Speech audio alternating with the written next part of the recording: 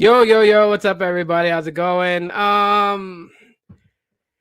Yes, I got in trouble with YouTube.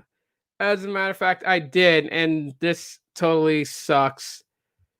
This totally sucks a major elephant's goat. Seriously, it does.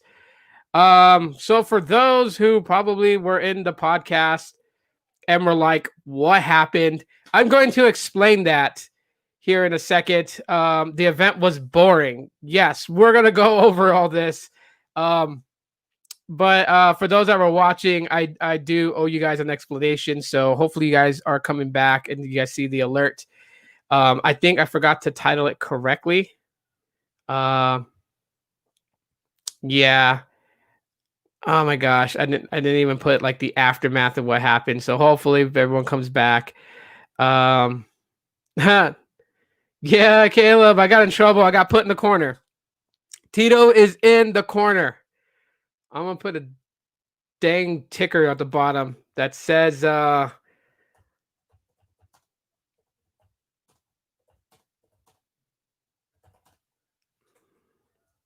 want this to match out.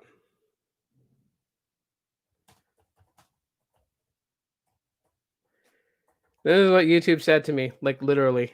This is what they said to me. Tap, make it there we go. Boom. It's there. Yep. Yes, I'm back. I'm gonna explain what happened, why the live stream got killed on YouTube. Your kids did. No. Timeout. Yes. Timeout for me. I got in massive trouble. Not real massive trouble, okay? I got a warning. They stuck me in a corner. They didn't bust out the belt.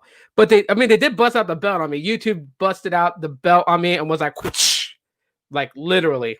So gotta open up the light a little bit more. I don't want this light up and everything like that. It's just so weird. So totally weird. Man, that totally sucked. So I am going to say this right now in the beginning of this podcast. For those people that follow me here on YouTube, if you guys don't follow me on Twitter, please follow me on Twitter because this type of stuff happens. Okay. Yes, it's totally unfair. I agree with you guys. This is the point that I'm talking about, how the little guy on YouTube gets screwed. Okay. And if you know what, I'm not entirely sure what YouTube's going to do to me afterwards if they see this, if their little, algorithm bot is like, YouTube, Tito is talking crap about you. Report. He is saying this. Like, I don't care if the algorithm's going to go and talk to them in their little crazy world. I did get a channel violation. It's going to sit on my channel. Yeah.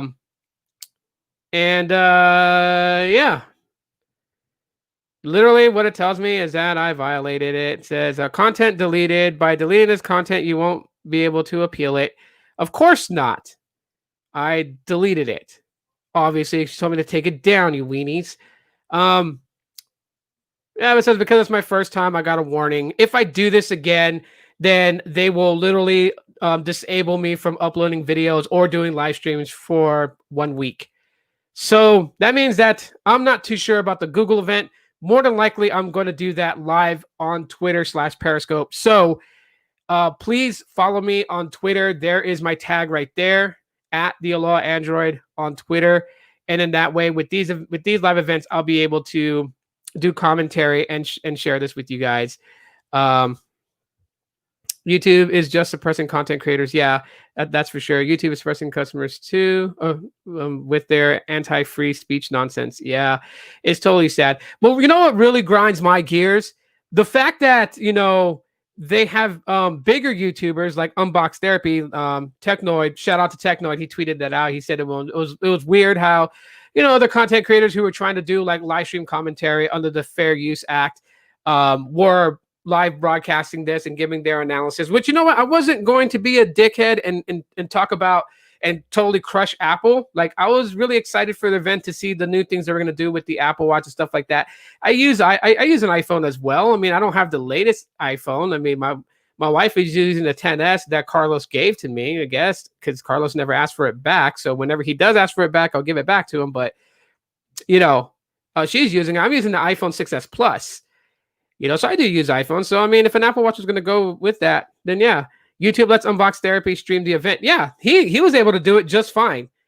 But obviously, because he's a bigger YouTuber, he's got like millions that follow him and everything. So Apple's okay with that. But for someone like me that, has like 11,000 subscribers, maybe on a live stream, at best, I get probably 20 people watching. There's my live streaming hasn't been built up like, anything to like what Sneed or anyone else is doing. Like Sneed gets like 100 something people in there. My live streams are very small. So obviously they're not going to care if I'm doing it. You know what really grinds my gears? You, America. Peter Griffin, I love that. Yeah. That was sad. Because I really wanted to have a watch party with you guys on YouTube as well. I mean, I live streamed it to 3 locations just in case. I know Saldana pretty much gave me the warning. He was like, yo, they're probably going to channel strike people for doing this. I'm like, it shouldn't. YFS even said like they shouldn't because it's under Fair Use Act. I'm not entirely using just their live stream solo. I am commentating on it. It is being kind of slightly altered. And I wasn't monetizing the live stream. So I wasn't trying to get like, ads placed in it so I get a cut of the ad revenue. I just wanted to have a watch party and just have fun looking at what Apple was doing, the new changes that they were doing with, Apple Watch Series 6, the Apple Watch SE, the iPads, the various different ones. Periscope's a lot better. Thanks for I always multicast my live streams to. Normally it's Facebook, YouTube, and Twitch, but I mean I don't really see any reason to be on Twitch, so that's why I'm not really doing Twitch. I'm doing Periscope, YouTube, and Facebook from now on, just so there's 3 sources for everyone to kind of see. My family and them, they're mostly on Facebook, actively on there. So if they want to watch my podcast, they can see it on Facebook. Then I have everyone here on YouTube, and then those that follow me on Twitter. But I'm going to start pushing a lot of my live streams that are like based on that to Twitter just to be safe. I mean, like, yeah, this is my job. Technically, I would say that now that I started doing more live streams, only because, I mean, I'm type 2 diabetic, a lot of issues that's wrong with me that I'm trying to overcome. And a lot of jobs today won't accommodate for me. Like, to be serious with everyone, I'm starting to look like a cockatoo and I'm trying to put my hoodie up. A lot of jobs won't accommodate for me. You know what I mean? Like, some jobs, because I use the bathroom a lot because I'm diabetic. I gotta urinate frequently. Obviously, my body's trying to expel sugar out of my system, and I get in trouble at jobs for using the bathroom about how many times I have to use the bathroom. Like they even were like, you get 2 15-minute breaks, cut your breaks up into 5-minute increments. But I'm like, dude, I have to run across the dang call center floor, go out the security locked door, get to the men's restroom, piss, go try to get back in, use my badge to unlock the secure door, run back on the floor to my desk, and then get off. That's like, it's not possible for me to go and do that in 5 minutes or whatever. So I got rolled up a lot at jobs and things like that. And yeah, it's not gonna work out for me. Once things get better for me, hopefully they do. Maybe one day get to go back to work. Until then, I do YouTube, and that's where I make my money from, is from YouTube, right? But that's why I do these things. But the live stream for Apple wasn't something that I was going to monetize or anything like that. So I don't know where to get this whole idea. It's really screwed up. It really is. I mean, for the smaller content creators, it really blows. They can't have a watch party to interact, with their friends on YouTube. And pretty much I DM'd you on Twitter an Easter egg I found during the event. Oh, sweet. Let me check that out. Ewoks Unite. Yes. Let's see. What's the effort? Looks like a prototype. Oh, yeah. Is it okay if I show it, Saldana? Yeah, that could be. How cute, Ewoks Unite. Yeah. I don't know. It's really disheartening. So yeah, that's the Easter egg that was found. If you guys rewatch the Apple event, oh my gosh, come on. If you guys rewatch the Apple event, look for that. Yeah, could be. Because I know TK got a couple of the iPhone 12 dummies. Because he got a case from, I think it was Unicorn Beetle, Stormtrooper gang. You know what? The Knights of Ren unite.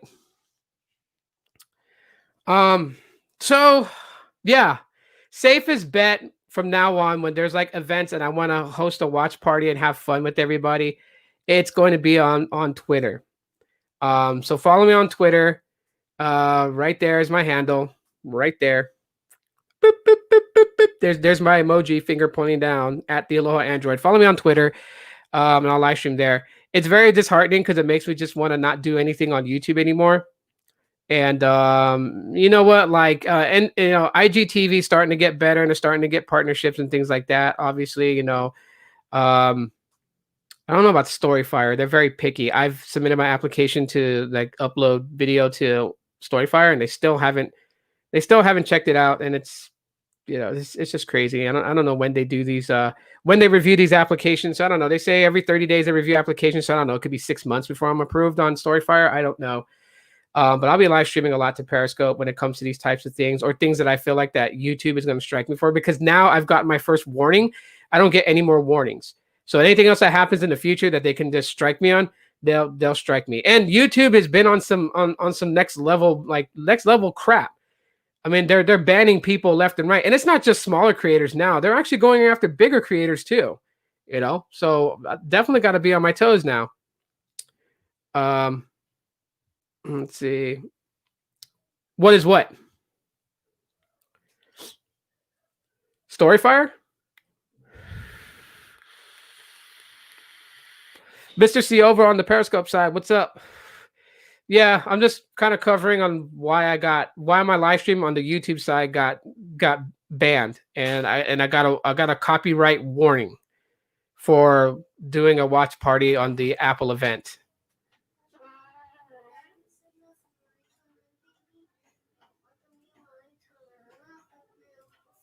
There's 2 TVs in this house, so pick one. One you guys watch on one watches on the other. Okay.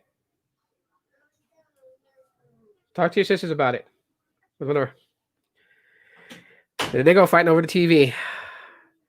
Yeah, it's very disheartening. I don't know. Like I'm not really super pissed off about it. I'm more of just like, why why the bigger guys can always have the opportunities to do this. Like, come on now. Yeah, it does. It really does. But they're on some next level stuff. They're banning like bigger creators too, specifically. I mean, I don't know. They banned Leafy, right? I can kind of understand why they banned Leafy. I don't know. YouTube is on some crazy stuff, man. I don't know. They really need to get back to having like real people reviewing real people stuff, and you know, just literally get back to like seeing what people are doing with their content. And that's what sucks, is that everybody works hard on their content on YouTube and they put it up there. And you know, some of them get warnings, some of them get strikes, and you kind of wonder why, right? Like there's people that have like old videos of like jailbreaking an iPhone and they get a copyright strike because it's against community guidelines. So it's like, okay, but then you have people uploading copies of movies. Like there's copies of freaking Sidekicks with Chuck Norris and that one kid that plays Barry. And those are totally fine to be on YouTube. And it's not from YouTube recognized where you're renting it or buying it. It's from like a private uploader. And that's still there. And the person hasn't been, you know, hasn't been copyright striked. And it's not hidden where you have to get DM'd a link to find it. It's there. Yeah, well, that's what I'm saying. Like, and it sucks because some people don't have other social platforms. Like Kathy only uses YouTube, right? You know, for me, I wouldn't feel right telling Kathy like, hey, if you want to watch the watch party where, you know, I'm watching the Apple event live, you have to go to YouTube to watch, not YouTube, but Twitter to watch that, because Periscope did not stop my live stream. They let me do it. And so far, I haven't gotten any warnings from Twitter or Periscope saying that, you know, that they had to take down my live stream or anything like that on Periscope. So for the Google event, I'm just not going to do it on here. And that totally freaking sucks, because I wanted to do it on YouTube where they unveiled the Pixel 5, the Pixel 4a 5G, the Chromecast, and the new Google Home speaker. Like I wanted to do a watch party and do commentary on that the same way that I did for the Apple event. And they just totally dicked it over and killed my live stream in the middle of it. Everybody else, that knew that I had it on Twitter, saw that I was live streaming on Twitter and went there. So yeah, all my live streams, all my podcasts are done in 3 places. They're done on Facebook, they're done on YouTube, they were done on Twitch, but I'm not doing Twitch anymore. So that's gonna go straight to Periscope. So 3 places all the time. And that way there's always a backup. Let's see. Periscope is cool. Periscope has way worse stuff to worry about. Yeah, I just think it's just probably a better thing. So anyways, let's go ahead and we're going to have a little bit of fun here to try and liven up my mood. We're going to kick off talking about the stuff from the Apple event.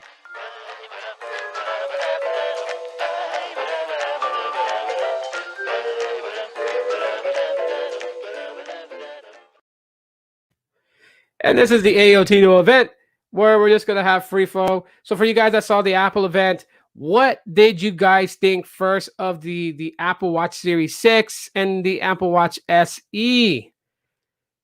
What were your guys' thoughts on that? Because that was kind of interesting to an extent. I'm sure there's going to be some sort of articles on it, and I'm afraid to kind of like screen share them. So I don't know. I'm going to try to read up on them, see what we dig up more. Let's go with the iPhone, the Apple Watch. Duh. What's wrong with me?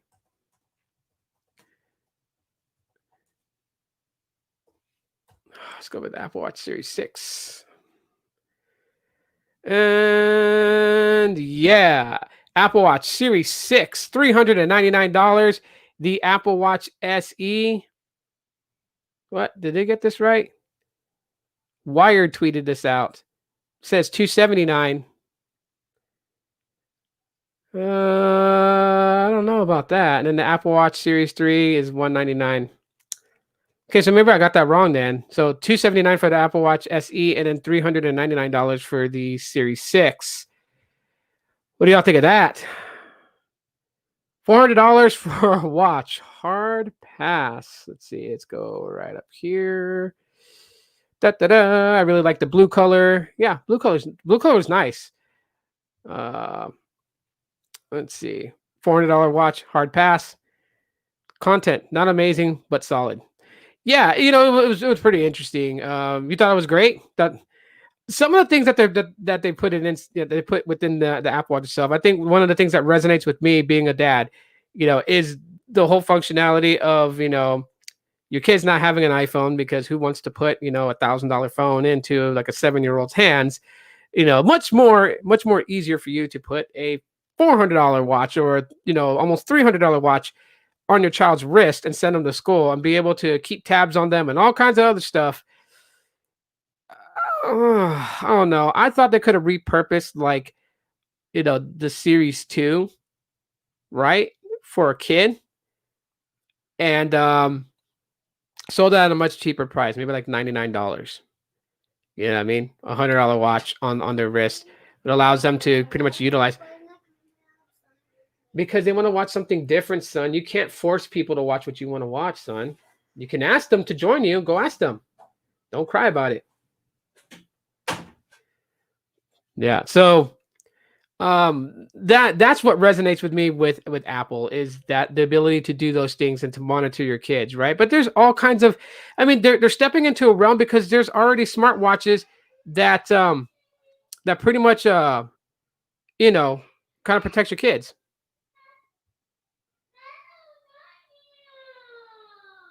Oh my gosh. Let me go take care of my son real quick. I do apologize. One moment. I'm so sorry. Elaborate more on your guys' thoughts, and I'll go over the comments here in a section.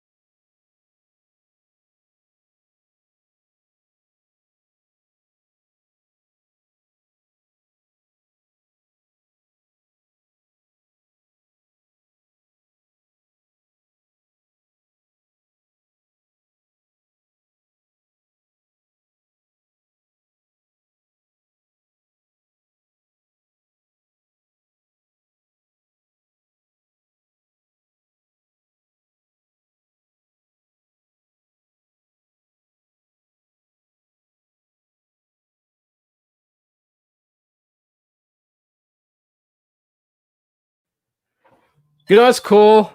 I leave for like almost a minute. I come back and I expect like half the people to be gone. You guys are still here, so I really appreciate that. Thank you guys so much for staying hanging out. Dad duties. Let's go back here. I mean, people pay thousands of dollars for a Rolex, so I can definitely see people paying $400 for this watch. Yeah, for for those people who aren't living in within that situation. For those who I don't want to like call them be rich people because they're not. There are some that are fairly nice people. Just people that have that kind of money to spend. Jitterbug has cheap smartwatches for kids. Exactly. That's what I was talking about, Robert. Thanks for pointing that out. Great deal. No watch is polished like Apple's watch. We got LOL there. Yes, they do. Yep. Your niece and nephew have an Apple Watch Series 5. Wow. Solid launch. I want to see more details on the iPad cellular connectivity. Yeah, that's something that they did not point out on. That was the next thing I was going to go into was the iPads here. iPad needs more 5G. Okay. It got strange in the middle though. We were thrown into an Apple vortex. Yeah. I bet they make Apple geniuses by strapping them to chairs and playing those weird ad videos for weeks on end. Gosh. No way $400 for that watch. I mean, yeah. And that was the crazy thing about the watch, pricing. Pricing is always going to be the craziest thing, right?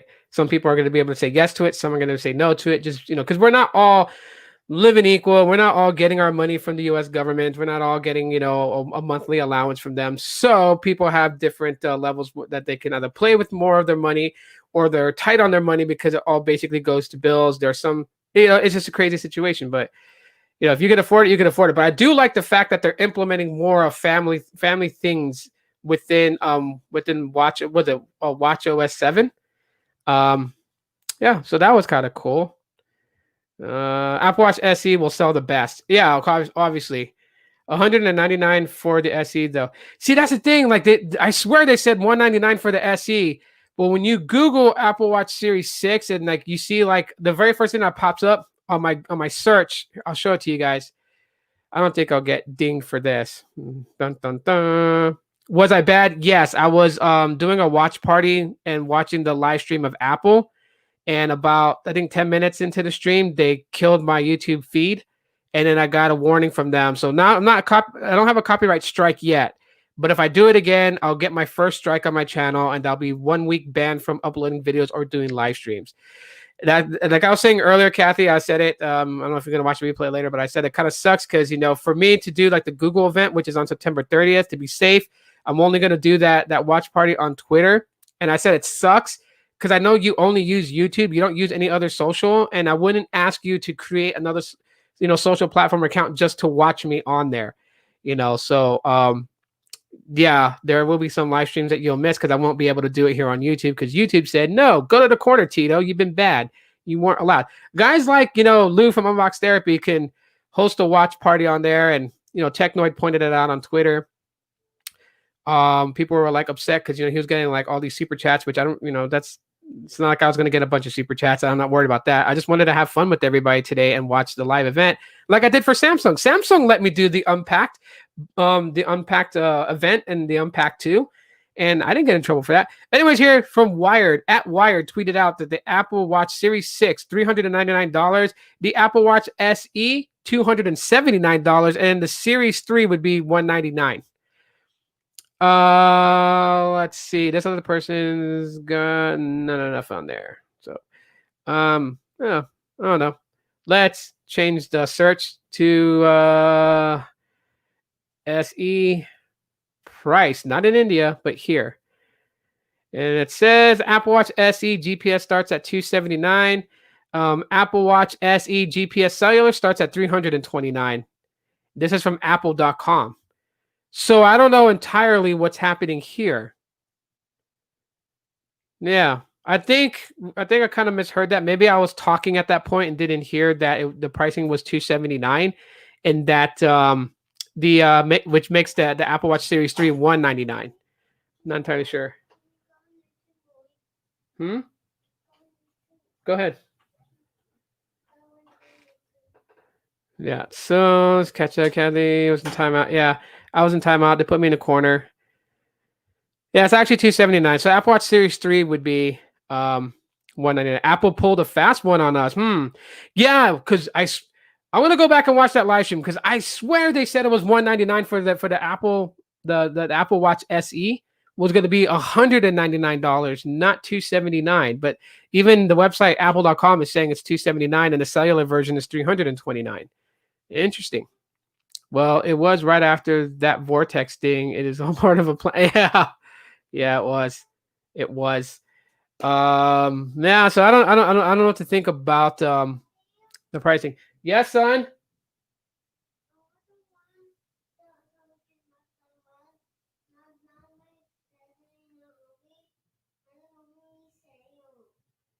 Xavier's got school. Go ask him. You can ask Xavier. Go ahead and ask him. My son's so funny. Anyways, let's kind of move on to the iPad. The newest iPads, and they talked about the A14 Bionic chip and all the wonderful things that it can do. What were your guys' thoughts? Those that actually watched the event, what were your guys' thoughts about the iPad and the new iPad Air and the new iPad OS 14? That was actually kind of cool, right?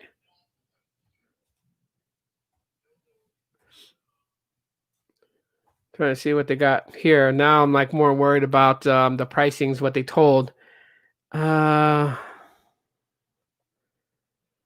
Let's see. Yeah, of course. Top stories of today. Tech Radar, new iPad Air 4 2020 release date, price, and everything you need to know about it.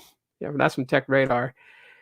Tom's Guide covered the Apple Watch 6, iPad 8, and the iPad Air 4. See what everyone has to say about that. I like the other iPad. That one's cheap. So the iPad Air, yeah, those processors are incredible. They are. YFS, you watching from both Periscope and YouTube?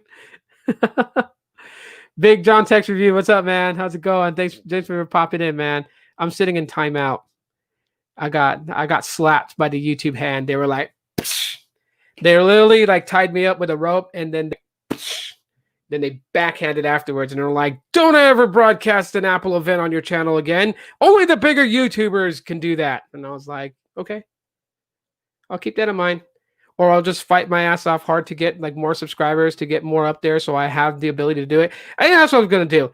I'm not gonna sit here and mope about YouTube giving me a damn community strike warning and bitch and complain about it. I'm just gonna fight now to get more subscribers, to get more exposure, so then I can be given the right to have a watch party of these events. That's what I'm gonna do. That's where I'll get back at them at. Build. So if I have to grind out videos, live streams, whatever it takes, and I guess I'm gonna have to do that. Good morning to you, my lovely wife. You're beautiful. I hope you know that, and I hope it's a great day for you, because it was a great day for me, but YouTube decided to put me in the corner.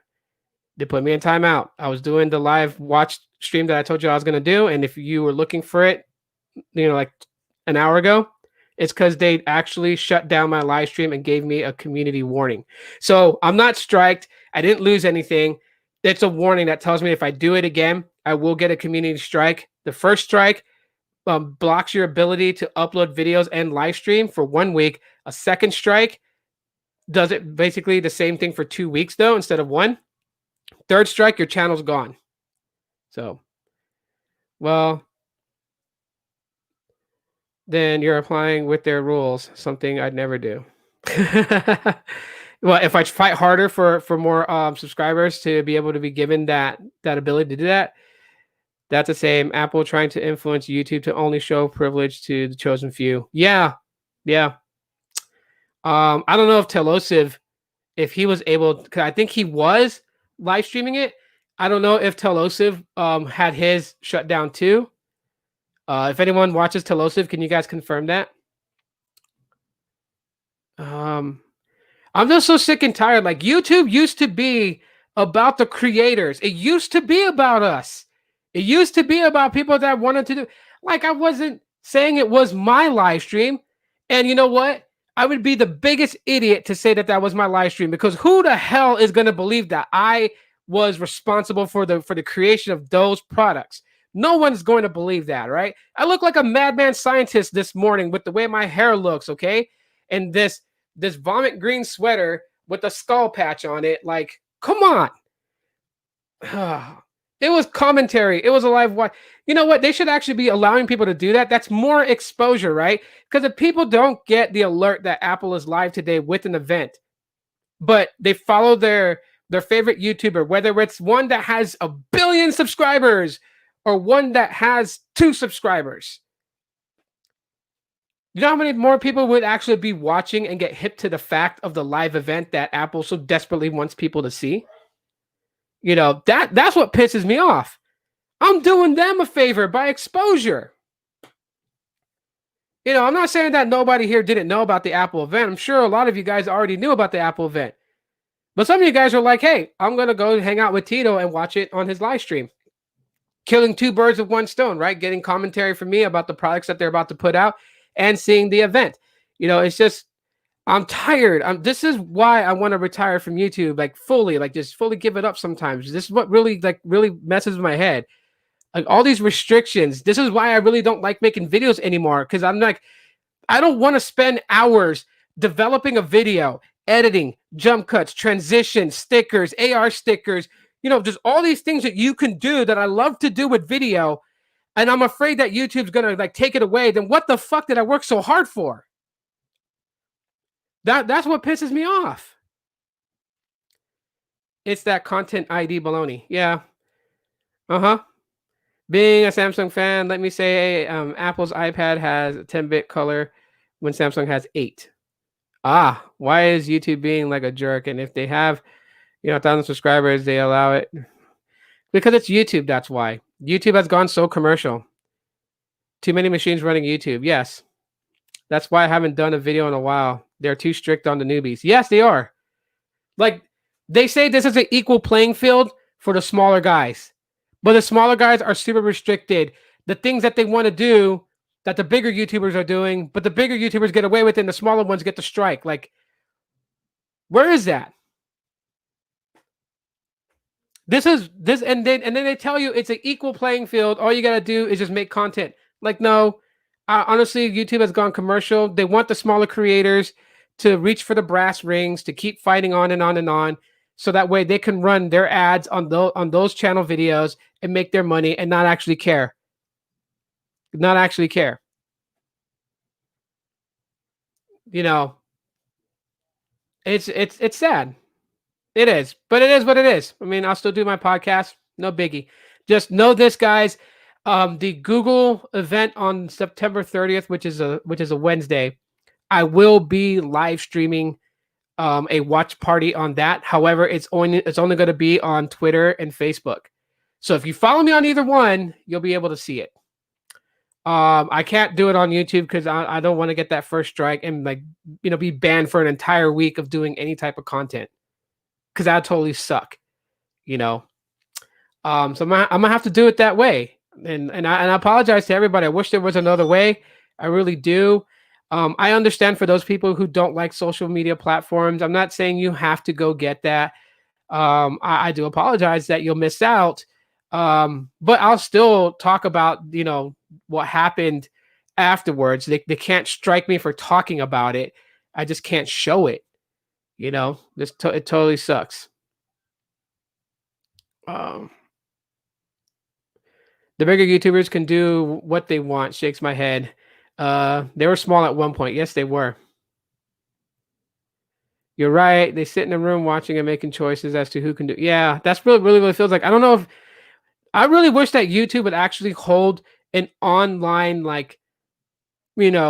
feedback thing, so I can just give it all back to them. I feel bad for asking if you got in trouble. I didn't mean no. You didn't upset me, Kathy. You did not upset me. I was already upset. I was upset because this is the platform where you guys know me for, right? This is where a lot of you guys know me from, is from YouTube.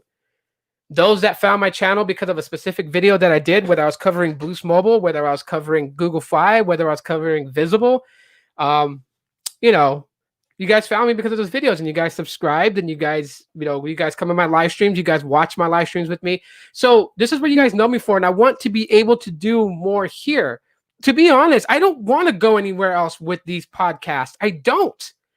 But if I'm not given the room to create, then why the hell am I here? That's what I think sometimes. And then it sucks because the workaround for it is to go to another social platform, which is stupid to me to say, hey, guys, go to follow me on Twitter so you can watch this podcast I'm going to do because YouTube won't let me do it. Like, do you guys see how it feels? Oh, man.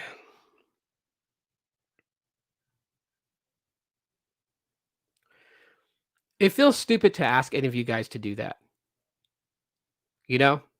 I should keep all my content here. And yet YouTube is pushing me out with those things.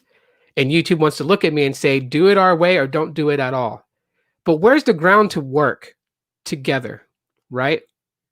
Because, those bigger YouTubers that got like 100,000 subscribers, 500,000 subscribers, 1 million subscribers, they have a liaison who acts pretty much like legal representation for them. Why isn't that not given to anyone who has become a partner? If you become a YouTube partner, you should be given a liaison that can work with you, help you get in contact with the right people from YouTube to help better manage your channel.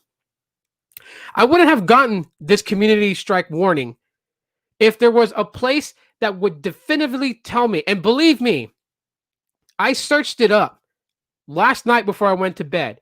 Would I get a copy strike if I hosted a watch party where I did live commentary on a live stream from Apple? And the only thing that they said that would get a copyright strike is if you took the video and uploaded it to your channel with no altercations on it and claimed it as your own video. Then I would absolutely have gotten a strike. But nothing about the live streaming. Nothing about the live streaming at all. But that's the thing, Gene. You say don't let YouTube stop me from creating good content, but why not go to the platform Twitch? I'm on Twitch. It's Tito LOL, but it's Tito space L0L. So I'm on Twitch. I do live stream to Twitch also as well. But I'm fairly new there. No one's discovered me. So I think 1 follower on Twitch, 0 views on any of the live streams I do there. So I don't know. It's starting to seem like a waste of time to me.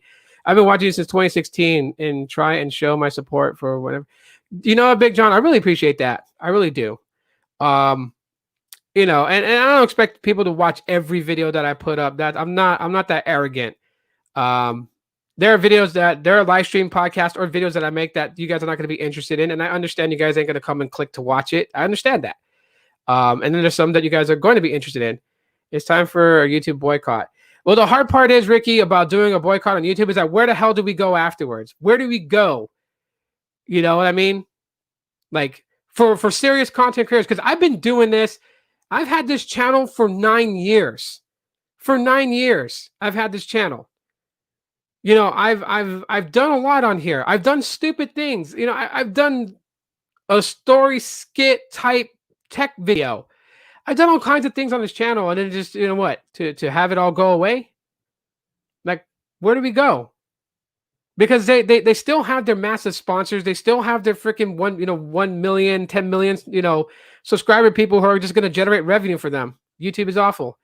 They lost sight of what it was. When Google bought YouTube, they totally changed the structure of it into a commercial platform where it's like we focus on the big people and the little people can swim by themselves. That's what it is. We're in this giant ocean of content creators.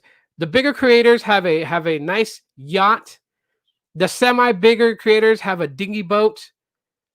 The ones with 100,000 subscribers, between 100,000 to 500,000, they get like a lifeboat raft type thing, and the rest of us smaller ones are swimming on our own. Nothing underneath us to carry us, swimming on our own. Did my screen go black?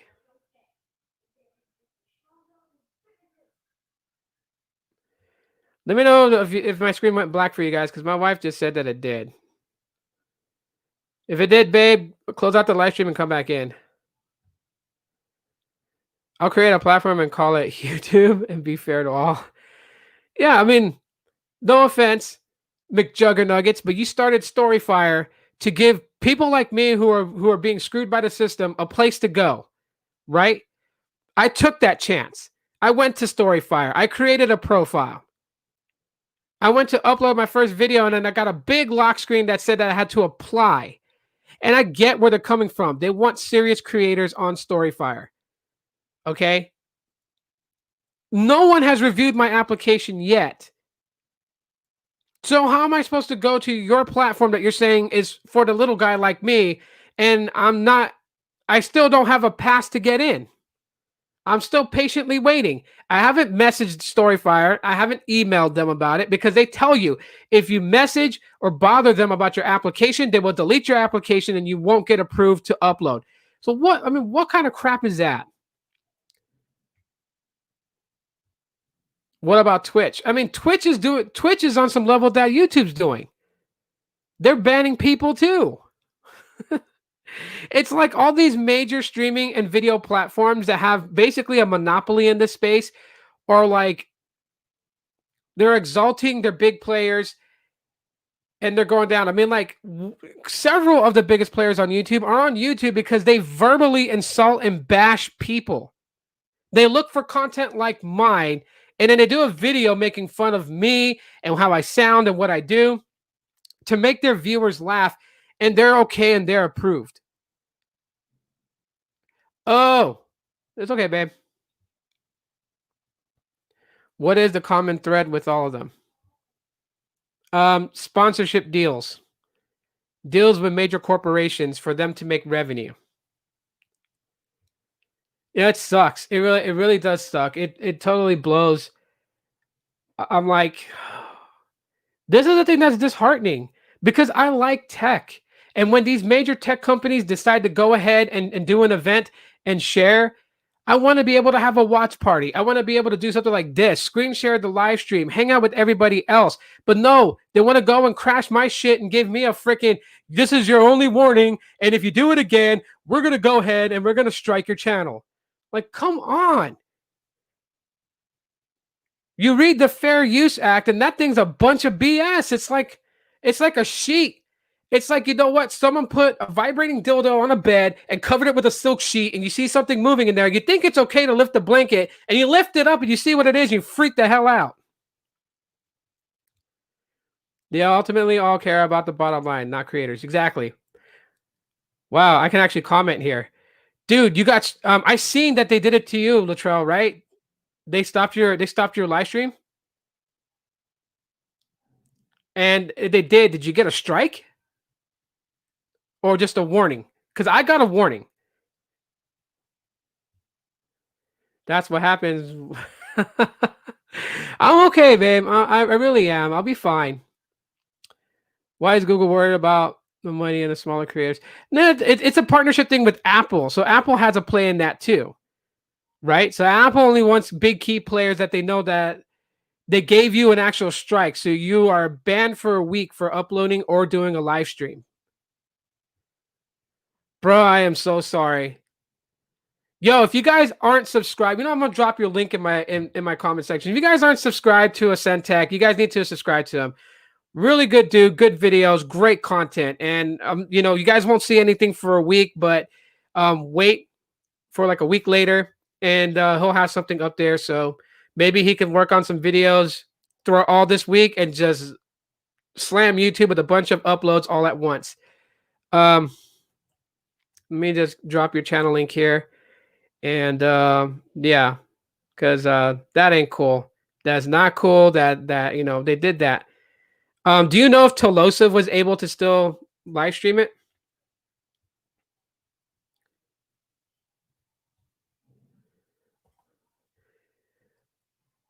Put that in there. You know what, bro?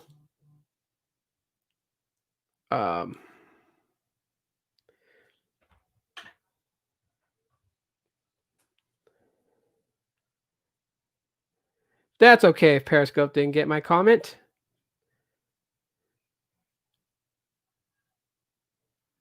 Oh. So Twitch didn't did you simulcast it to Twitch also and Twitch didn't do anything to you? Because if not, maybe I'll do Twitch. I mean, I have a Twitch account. They won't let me change my username, but it's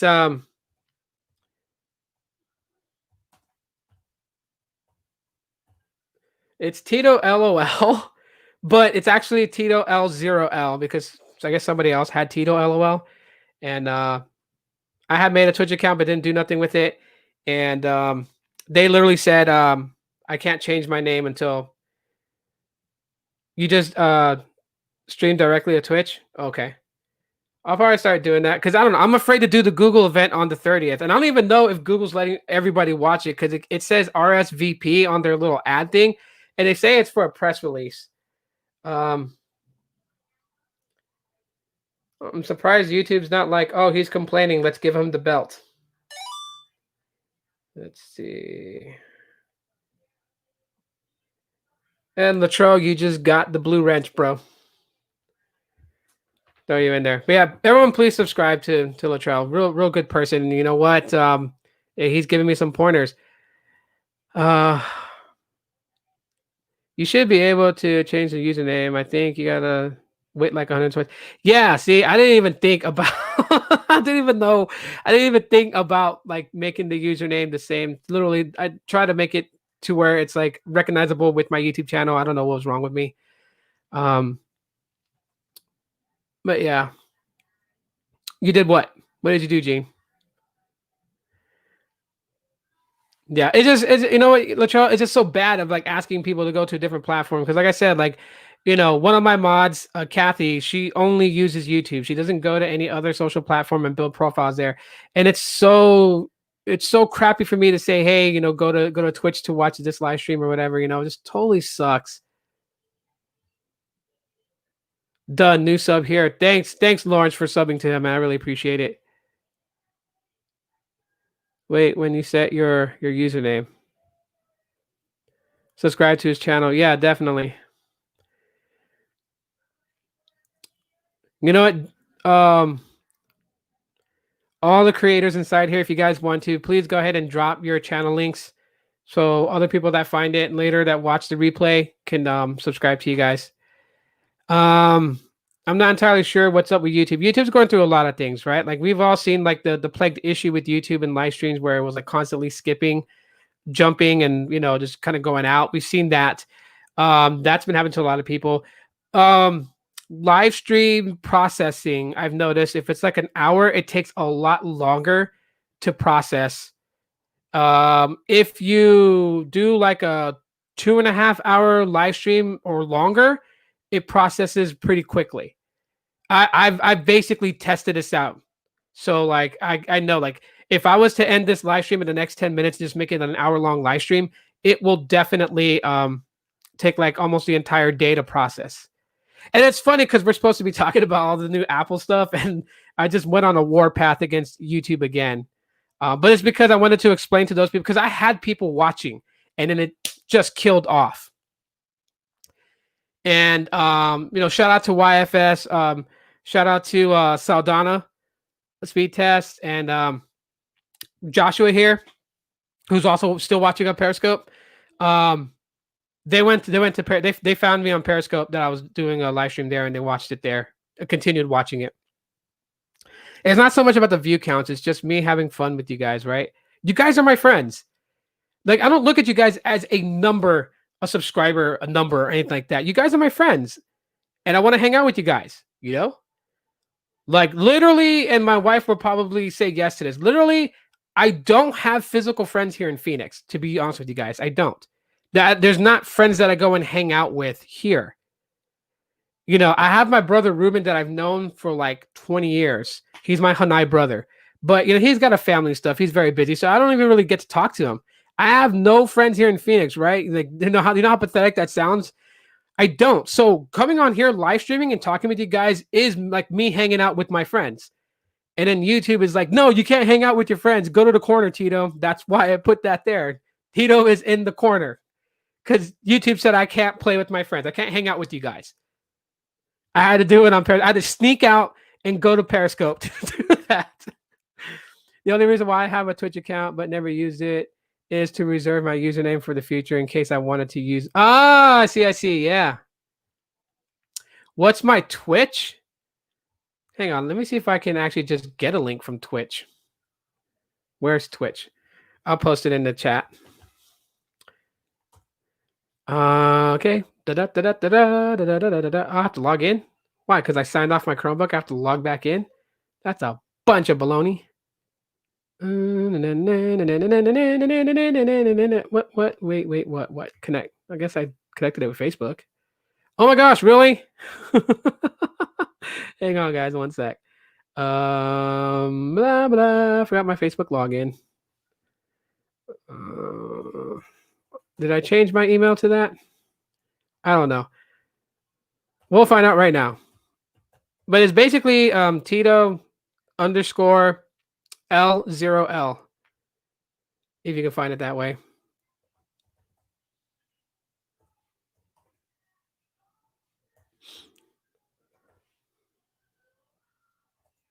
See if I can log in.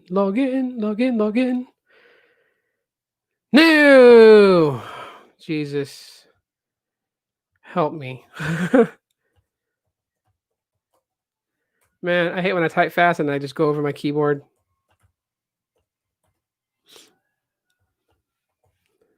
Do you know that there's actually someone who can listen to your keystrokes and figure out what key you're typing in to figure out what your password is? Log in. To what? Oh, I gotta go to my Gmail and put in a code. Jeez. The security level is amazing. I'm about to stream and check some comments here. Oh, I need friends. I have friends right here in the digital world. I'm glad to know you too, Latrell. Seriously, I am. For YouTube. I'm sorry if I butcher your name, Bala. But hi to you as well. Love from India. Thank you so much. Love from Phoenix, Arizona. You made your Twitch a little bit ago. You should be able to change your username by now. Then you can change it however many times you want. Yeah, they say that you can change it unlimited times, but usually when you change your username, they want you to hold that username for like, I think it's like 20 days. Or something like that. So I forgot the number. No wonder YouTubers preferring streaming on Twitch. Yes, because I don't know. I guess Twitch allows it. Keep doing what you do, Tito. I really appreciate it, Paul. Thank you so much for also being a member of the channel. These are real friends, babe. Wait, seriously? LOL. I just know what buttons people press based off of dial tones. Yeah, no, there's people that can figure out keystrokes. I guess it's just because the way that you type, if you actually do it by like the way you're supposed to type, they can figure out what your password is. I was watching, I forgot what words I used. It was on YouTube. I searched it. And like I guess I go down the rabbit's hole, right? So I'll search up like, videos about like, young kids learning how to code and hack. And then I see video suggestion after video suggestion after video suggestion, and I end up going down the rabbit hole. If I can find it in my history, I will share a link on Twitter. It's actually pretty amazing. Or it just could be one of those fold type videos. Who knows? Okay. Go to this Gmail. It takes a second to load. Come on. Where is my Twitch code? You said you sent me a Twitch code. Where is it? There it is. Okay. Entered. I am in. Now I can close out all these dang tabs. Close and close and close. I'll leave that open because I was thinking about going there.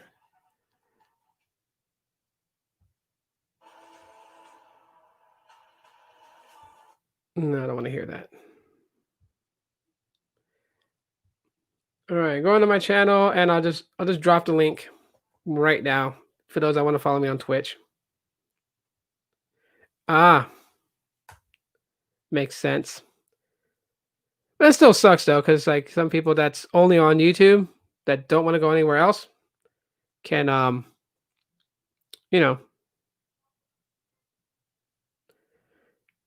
Didn't get your comment. It was probably filtered. Periscope filters anything that looks like spam. Try another way. Periscope is being on some next level stuff, man. I don't know.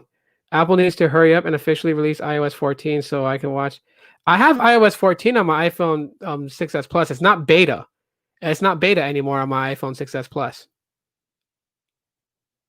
I see comments you are showing, but I can't see the people on the stream. Joshua and Wolf are the ones. Because I think they're on Periscope.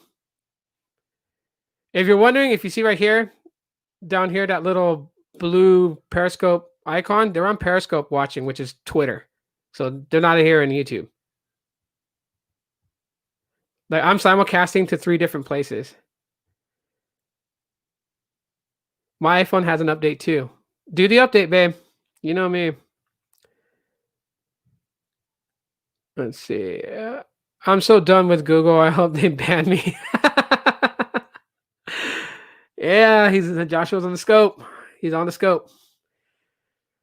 Yeah. Maybe I'll just do it like the Google thing. I'll do it in 2 places. You know, I just can't afford to get 3 strikes. Right, right. And you know their new strike system is just so totally weird. And I mean, yeah, man, just be careful, bro, because I wouldn't want your channel to go anywhere. I left it on the bed now. I can't find it. It's okay. That was your channel link. Okay, yeah, Gene's channel right there. Go ahead and subscribe to him. Yeah, content creators, just drop your channel links here so other people that watch the replay can subscribe to you. Like, yeah, I'm getting, yeah, I don't know.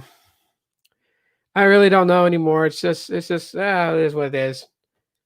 YouTube. So, anyways, the iPad Air and all that other stuff. I don't know. I think a lot of people were like really bored with this event. It just was really kind of boring. Tim Cook, stop trying to dress like Steve Jobs. Just do your own thing.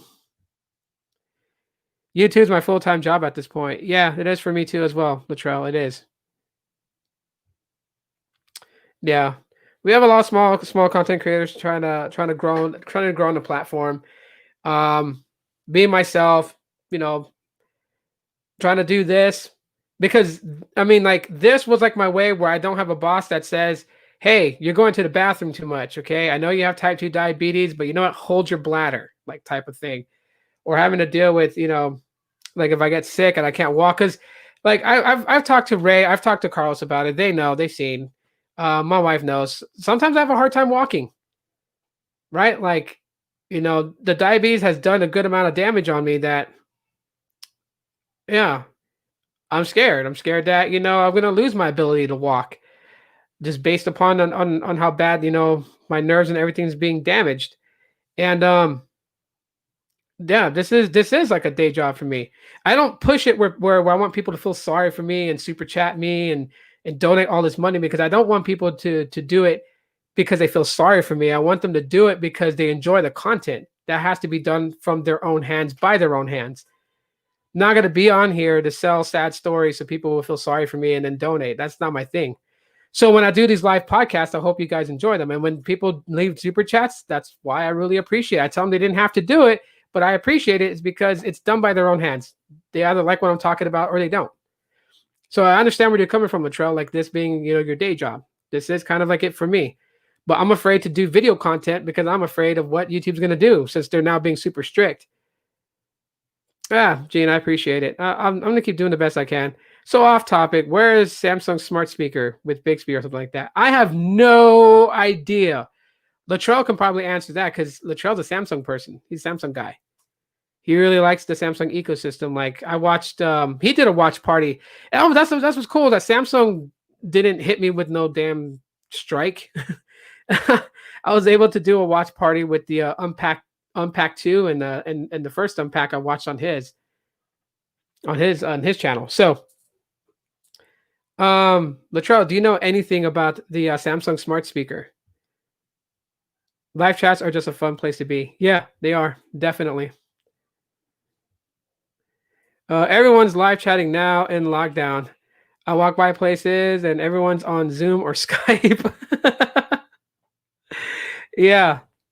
I mean, since we have this whole issue with the world today that we're not allowed to say, but Apple can say it in their their keynote event. Um, this is like the way that people hang out and communicate. Let's see. I seen Galaxy Home Mini on eBay. That's it. Haven't heard anything else. Yeah, me too. I haven't heard nothing else on that.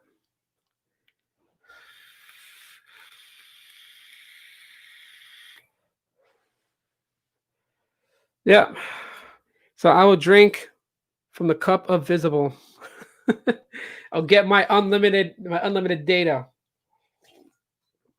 Gosh, that LTE speeds taste good.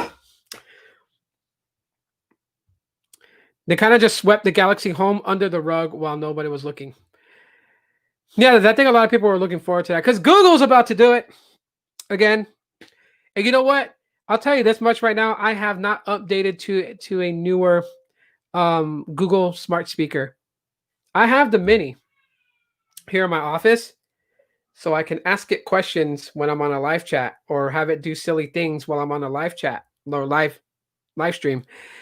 The main one that I use for like music, podcasts to listen to, get my my news and stuff like that is my original Google Home that looks like an air freshener. I still use that one. I still have it. I haven't updated to any of the newer ones with the displays. I know my older sister, she has the Google Home with the first one that has a small display, doesn't have a camera on it, so you can't use Duo on it. I mean, you could use Duo on it, but it would be voice call. It wouldn't be like video chat. Woo, Google. I love my Google Home Hub in green. Ah, awesome, awesome. I finally ported my Xfinity mobile line over to Visible line as a primary line, and I love it. Be careful because there is issues with lines ported over to Visible. And yeah, so everyone give Baby Yoda some blessings. Baby Yoda, I send you blessings through the Force. May the Force be with you. And that nothing happens to it. Tito, one day when you have time, I would for you to interviews on your channel and talk about my 21 years of using a mobile phone, if that's okay. Yeah, that's definitely okay. That's definitely a good idea. When do you want to do that?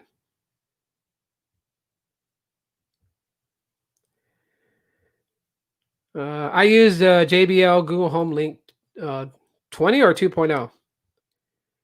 Yeah, my home's on all Google Home.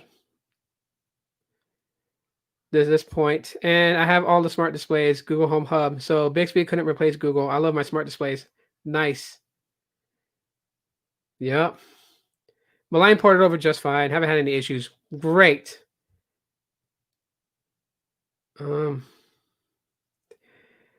Okay. Them changing Google Home to Google Nest has to be one of the dumbest decisions. Yes.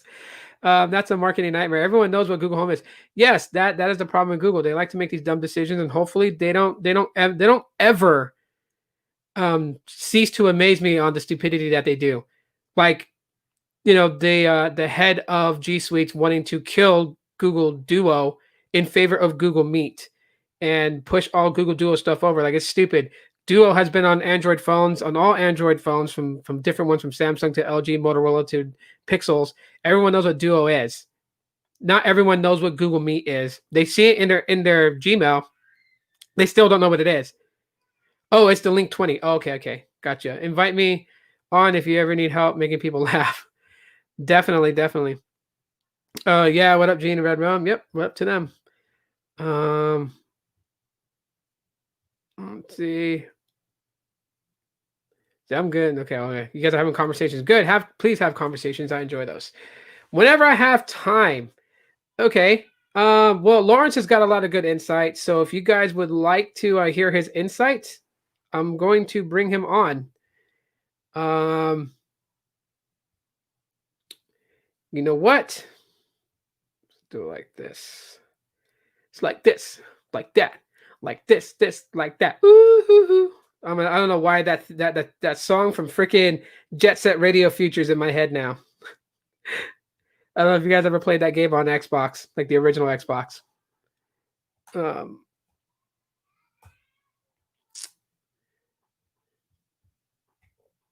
Lawrence, you have been given the link to come in.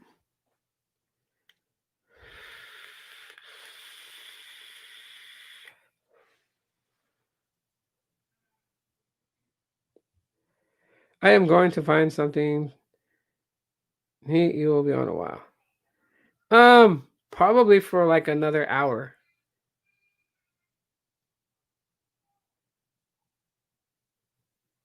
I hate Google Meet / Duo. Zoom is better. I don't know. I mean, there is Zoom. I like Duo natively built into Google devices. It does have encryption on it, and it does hold up to 32 people, which is nice. What up, Lawrence? Not much, man. I'm sorry about what's going on today.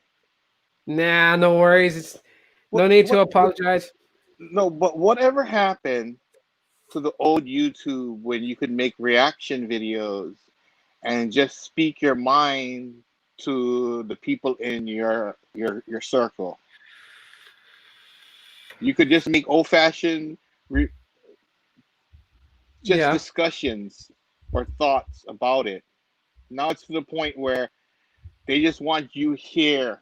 They want the inner circle to be there only. Don't take away anything from what we're showing.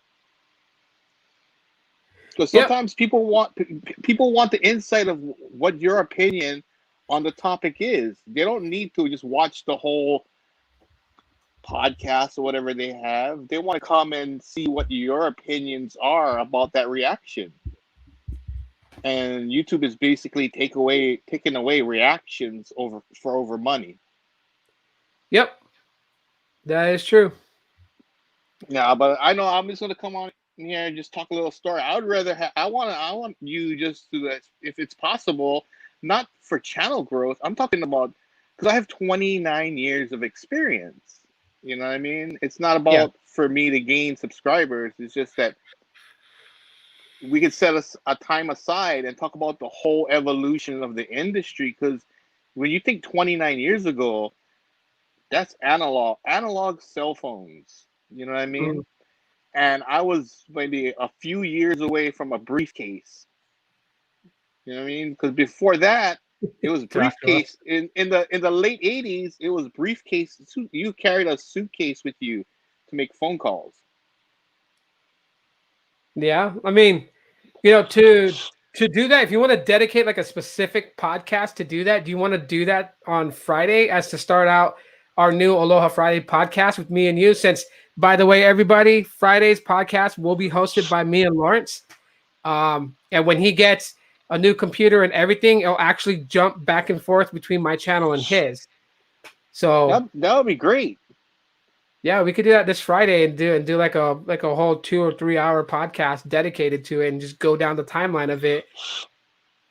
And maybe I'll grab like some photos and stuff to screen share so people get like a visual idea of like the phone you're talking about. So you can like DM me a list of phones that you're going to be talking about, and I'll try to grab as much visuals as I can so we can show them. We can do that Friday, definitely.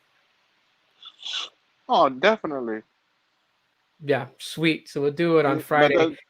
the thing that kind of annoys me still yet is this when people talk about CDMA and GSM, Uh and huh. you're looking at old legacy tech. I'll give AT&T as an example because I had my first cell phone provider was Honolulu Cellular. Okay, they started Yeah. off with analog as their Gen 1. It's not even a Gen 1, dude. This is just analog. Then when they came out with, you know, 2G internet, and they were using TDMA, which is time division multiple access. Okay. Then from TDMA, they went to wideband CDMA, which was your H plus, your HSAP. Then from wideband CDMA, they went to LTE. And then from LTE, now we're at 5G. It's like just because it has a SIM card in it doesn't mean it's GSM. Right. You know what I mean? People are putting too much emphasis on SIM card based phones. Oh, because it's GSM. Oh, it's not compatible because it's CDMA. Nextel, you know what I'm talking about because you worked for Sprint. You dealt with Boost and IDEN. Oh shit. Okay, I didn't. IDEN. Okay, Yeah. integrated digital enhanced network, and they used SIM cards, and Yep. they were not. That had nothing to do with GSM.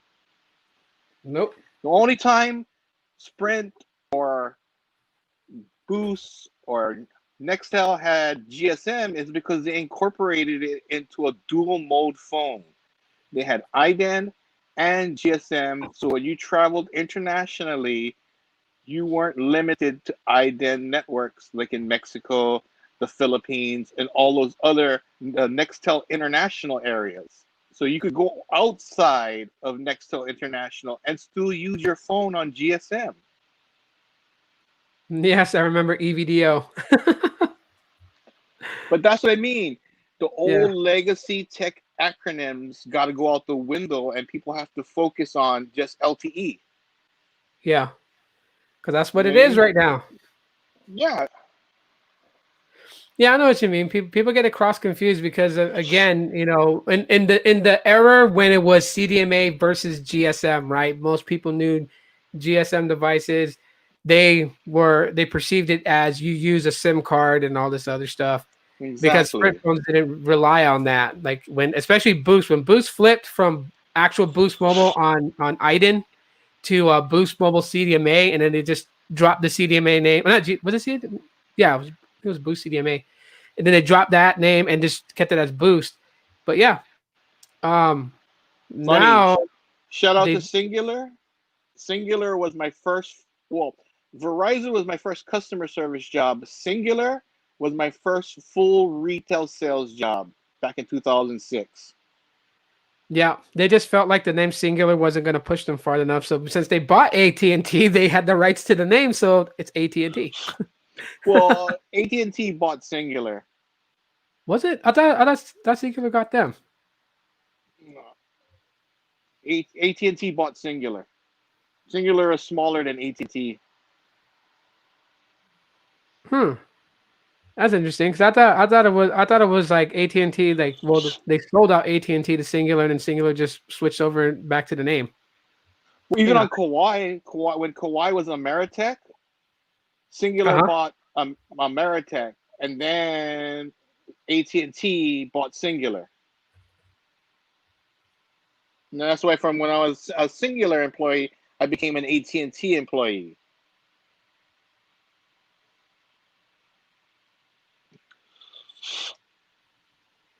Oh, actually, no. So okay, I just googled it.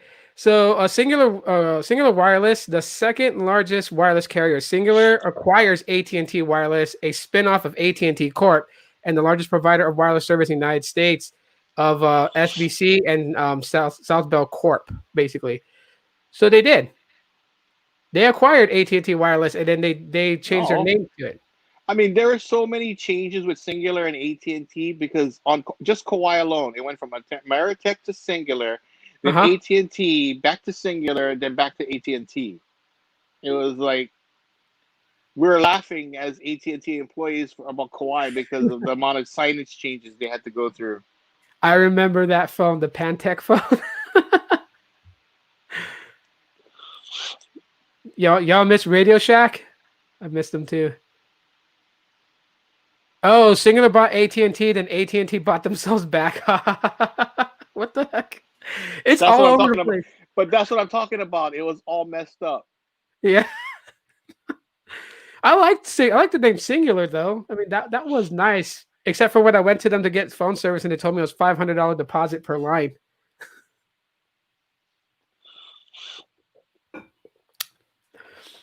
We had some Radio Shacks out here in Kenosha, not even that long ago. Yeah. And the No, last Radio Shack I saw had Sprint. but that's one thing, dude. I consider you my Hanai brother. Yeah. Same way.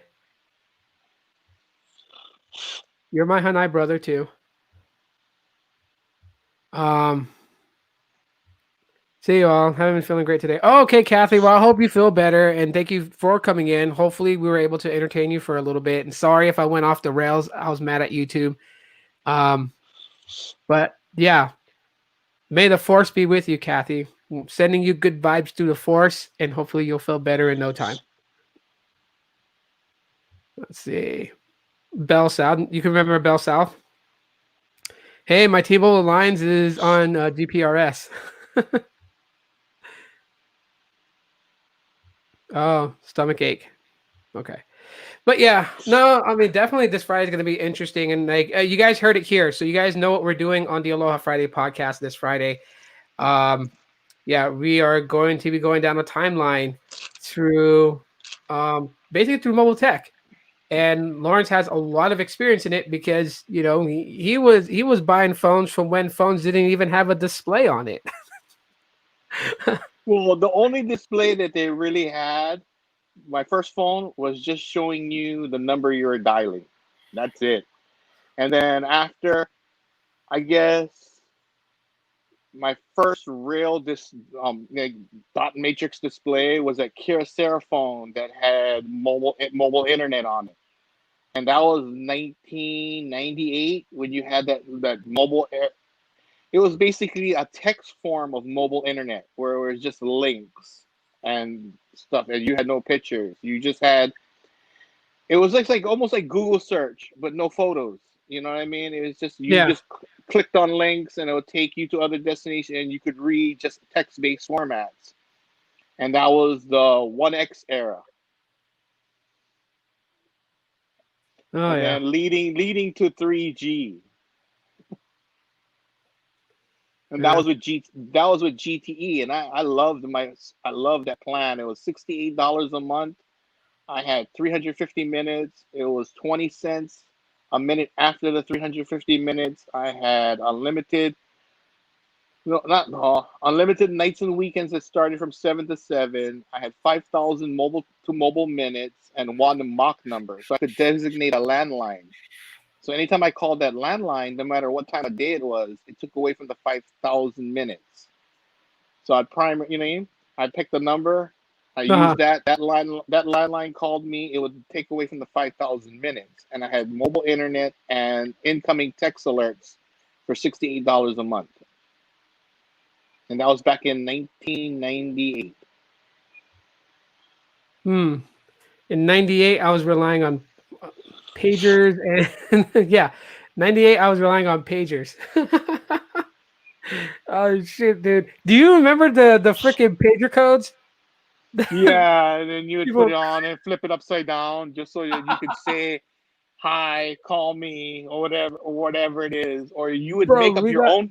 You would make up your own codes. You and your friend would say, okay, this two numbers mean this. This two numbers mean that.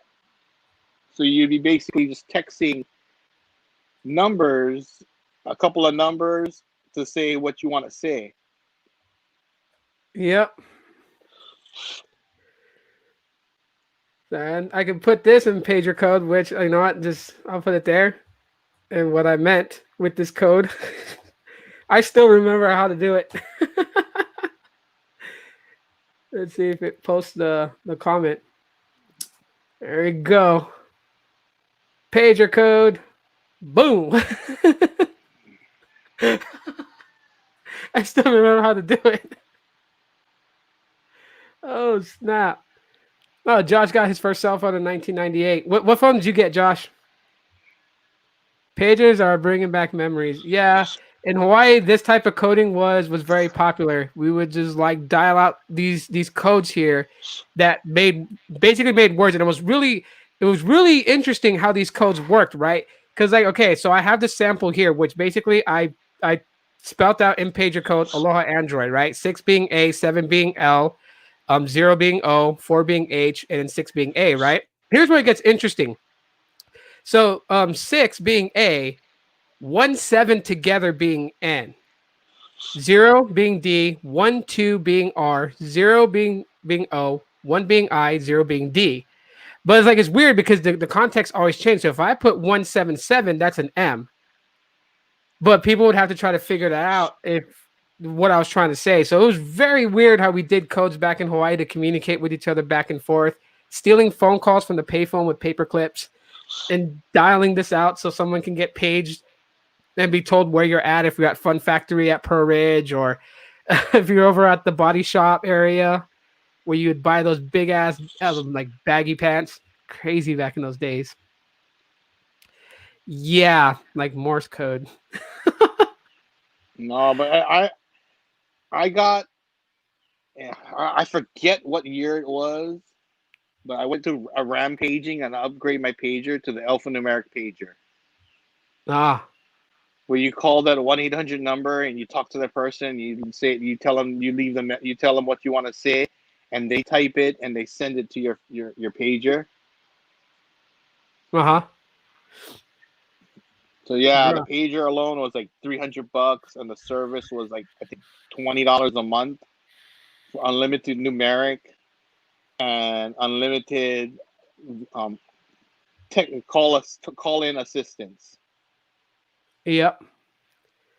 So everybody in the chat panel, what was your favorite phone? It doesn't have to be a modern current phone. Just what was your favorite phone?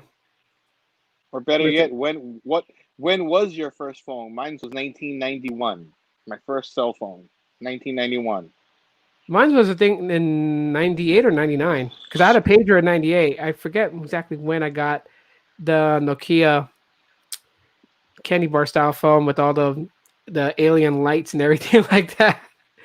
The freaking mod batteries that had the LED lights and the pattern.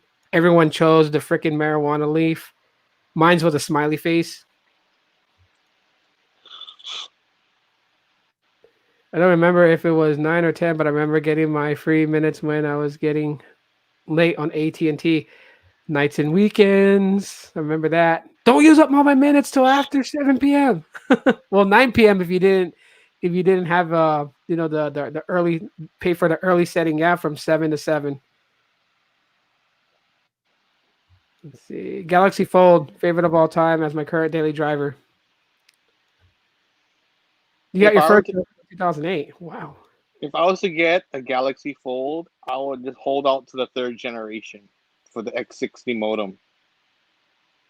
Mm-hmm. That's just me. Because if you're gonna drop $2,000, you want one that's gonna give you the full effects of 5G. Yeah, and it could possibly be cheaper in price when the third generation comes out because a lot of companies are coming out with foldable phones per se. I know Google is doing one, and so is Apple. You miss your free battery from Radio Shack? I miss the Qualcomm chips in the iPhone. I can't wait till they come back. Yep, Yeah. it's official. But they're No, so saying now that the iPhone Pro might mm-hmm. not have millimeter wave due to the size constrictions. No. I mean, I And don't know. Yeah. Apple. No, because think about it. If I'm gonna tell you this much, you look at it, 6.1 in the Pro, 6.8 in the Pro Max. You're talking $150 difference, and if they make the phones exactly the same, more people will go with the 6.1 phone because that's a decent size and save that $150. Uh-huh. Just think about it, Tito. If I tell you, okay, this 6.1 screen has everything that the 6.8 does, but you'll save anywhere from $150 to $250, get the same storage, get the same camera, get the same everything. But if you go with a slightly smaller model that's still a decent size and save $200, what phone are you gonna go with? You're gonna especially if you're upgrading three phones, that's a savings of $600. So more Right. people will probably go with the 6.1 because I look at my XR and I look at my SS Max. It's it's bigger, has slightly bigger real estate, but when you hold it in your hand, it's so much easier to hold that 6.1 screen, and it's still a decent size to body ratio. So Have you that's what seen I think their real objective is by putting only millimeter wave in the Pro Max.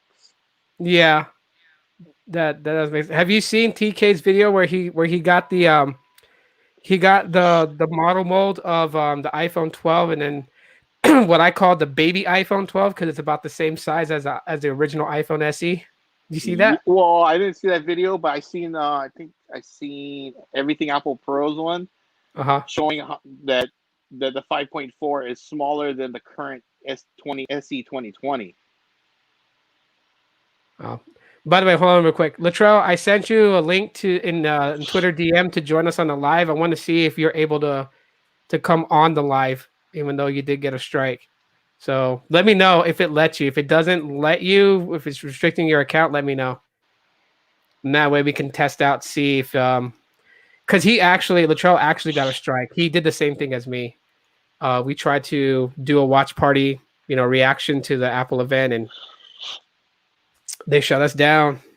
So, but no, I know what you mean. I'm kind of interested in the baby iPhone 12, to be honest. It's just, I don't know.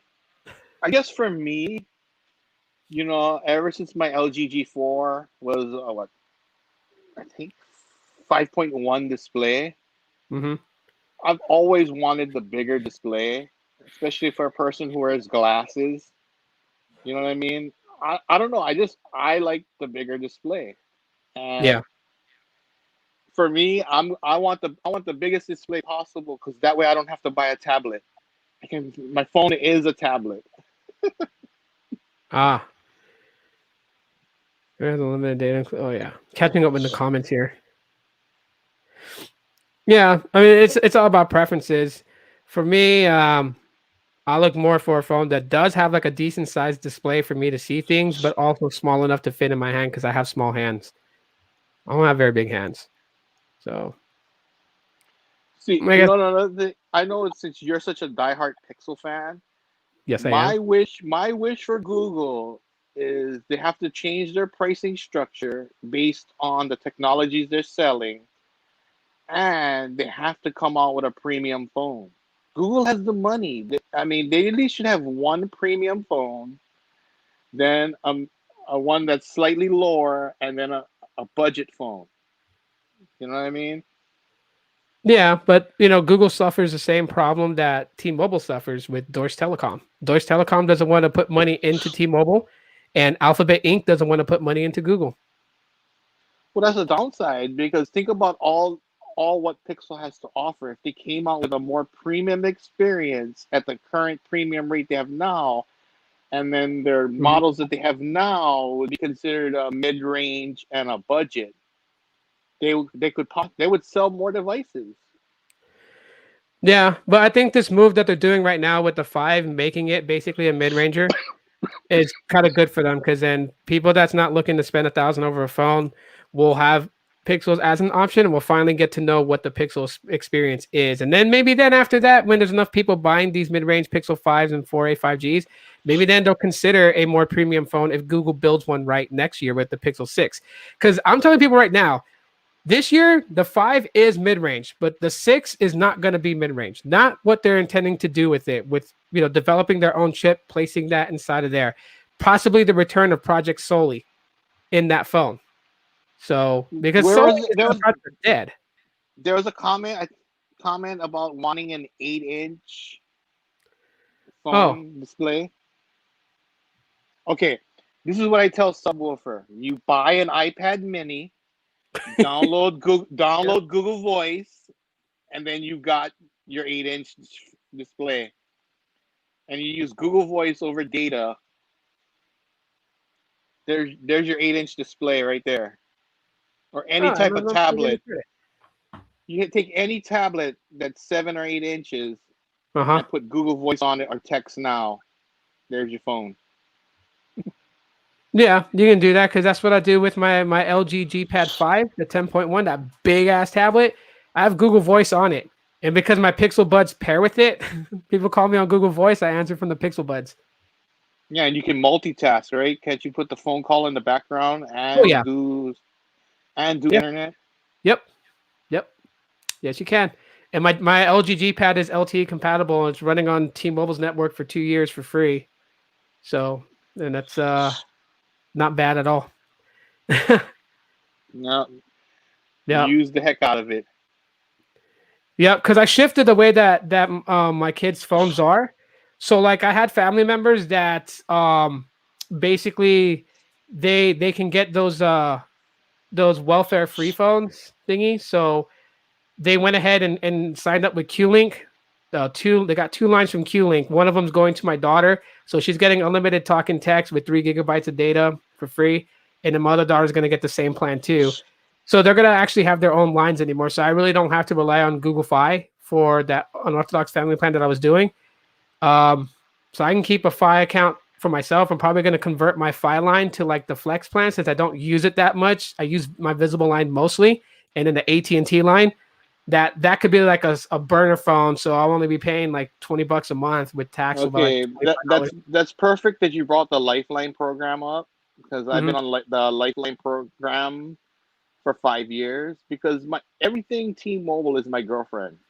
Yeah. And when I dumped my Verizon, I didn't have, I had my own phone service. And in the beginning of my relationship with my girlfriend, I got it. So just in case, I told myself, just in case we break up, I don't end up with nothing. And then the Lifeline program has evolved because think about it. Just say like Q-Link, and there was Blue Jay Wireless, and there's Safe SafeLink. What Uh-huh. people were doing was they would sign up for SafeLink, then they would sign up for Q Wireless and Blue Jay, then they would have these 3 phones mailed to them because there was no way for these companies to find out who's on what program and not and what on what program. But Yep. now, in order to be on a Lifeline program, it's called the National Verifier. So you Mm-hmm. have to submit all your information to the national verifier, whatever documents you have to be eligible. The national verifier sends it to SafeLink saying, hey, Lawrence only has one service with you. And it's say, okay, I get on SafeLink. And then for Uh-huh. some reason, I decide to go and sign up for QLink because these people don't know about how they monitor you. You get dropped off a safe link and then your service goes there. So then you lose the other service where Mm-hmm. people were gaming the system, getting 2, 3 phones, use up that minute, jump on the other phone, use up that minute, jump on the other phone. Right. Where now you have to go through that national verifier step, Yep. then they send it to that individual program that you're assigned to so that you're not gaming the system anymore. Yeah, And because I had to do that. dude, it made it so difficult because I dropped. That's why I have so many minutes on my track phone because I didn't realize the national verifier existed. So I just submitted my recertification the normal way, Mm-hmm.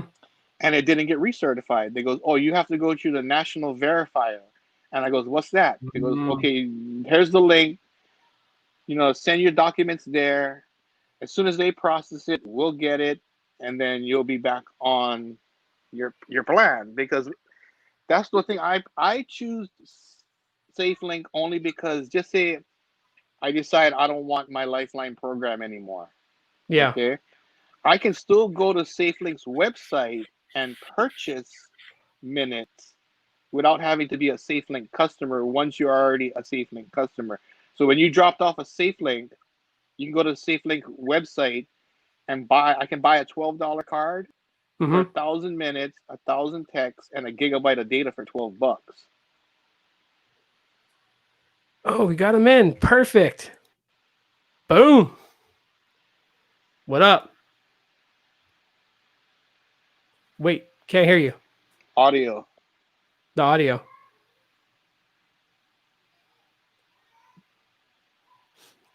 While he's fixing his audio, let me answer this question from Subwoofer.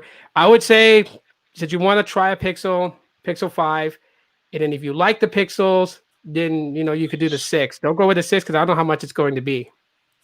Still can't hear you, bro. I don't know what's up with the audio. Okay, well, I have There one you are. working now, but I don't know what's up. I don't think this is my best microphone. I was trying to find my best microphone. How do I sound anyway? You sound good. Okay, that's good enough. All right. Yeah, what's up, man? Yeah, my name's First time. Lawrence. I'm from Hawaii. What's Yeah. up, man? Oh, Well, you both Yeah. from Hawaii then? well, I'm from Hawaii. I live in Phoenix, Arizona now. Oh, okay. Kenosha, Yeah. Wisconsin, over here. Yeah. Nice. Yeah. Tito dropped the link, and as soon as Tito drops the links and makes a recommendation, I go straight sub and turn on the bell notifications. So Hmm. I'm one of you. I'm a new sub. I appreciate it, man. You're Where's you? welcome. You got a link for us? A Cause I link? don't. Yeah. It's in chat. Oh, cause I If you don't. scroll back through it, or I, Yeah, I dropped it in the Oh. chat. And you must have dropped it a while ago then, cause I don't see nothing here. Oh hold yeah, I was on. I in a gotta. good what, like half hour ago, Mm. almost. Yeah, I don't see nothing. Uh, yeah, I don't really know what's up. Yeah. Dang. So you are banned for 1 week from uploading videos and live streaming. Yep, it's crazy, man. And I was considering, wasn't really sure if I was going to, but live stream some of the stuff that's going on down here and everything, because you heard about the protests and the riots and everything. Mm-hmm. But because I live streamed that one time, and then I was gonna live stream some more about my Z Fold 2, maybe that new One UI beta. I don't know if y'all heard about that. I heard about it. 3. Yeah, and then this happened because Apple. So thanks, Oh, Apple. Appreciate it if you're watching this, which okay. you're probably not. Mm. There, I had to. I'm on my iPhone SS Max, so I had to back out and then go back to the chat because that phone I had to Mhm. cut and paste, and then my iPhone SE, I'm just monitoring the chat from my other iPhone. Oh, okay. Yeah, but oh man, that's Yeah, it sucks, man, for real. I mean, at least you just got a warning, and then that was it. yeah. But now I'm like nervous as hell to like do the Google event one because I figured like I googled it last night. If we did do like a reaction live to the live stream of Apple's event, would we get a strike?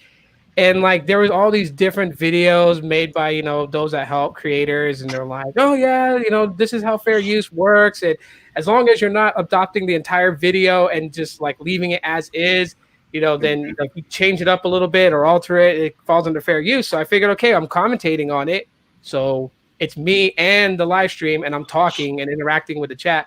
And all of a sudden, like I just see my number drop from how many people were in my live stream. And I'm like, wait, what happened? I And I think go to the video and I see the I warning. Yeah, I Tito, remember. you know what I think you have to do? I think you have to pause the live stream. No, it's just that thing with Apple. So Apple pretty much has like set people that they chose that were able to do it. Hmm. Unbox Therapy had no problem. Even Yeah, if you pause the live stream and then talk and then jump forward to what's relevant.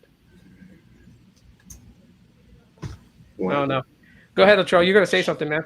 Oh, I was saying, I remember you was actually talking about how wow. I was just gonna say something and it just blanked. All right. But yeah, I do remember that was the main thing I was talking about with Unbox Therapy, that he was able to live stream it, and then here I am, small YouTube content creator who can't afford well, nobody can really afford strikes, but yeah, I see this dude over here with 12, 13, I don't even know how many subscribers he has, but it's obviously a lot, and he has no problem with it. And I think I would either, because I never had problems with the Galaxy Unpacked events. I just get a notification later talking about yeah, there's you can't monetize it because music and everything. And I don't really plan on monetizing it in the first place because I already knew it was gonna happen. But then this whole Apple event, they're just like, nah, we can't have that. Just gonna cut it off. It's ridiculous, man. Now I can't upload for a week. I was gonna upload my Pixel 4a review soon, Ooh. and then I have Google actually reached out to me for a sponsorship deal, and that included a post on my community tab. I don't know Nice. when that's gonna be exactly, but for Google Fi, and it just messed everything up. So Shit, man. I'm sorry, bro.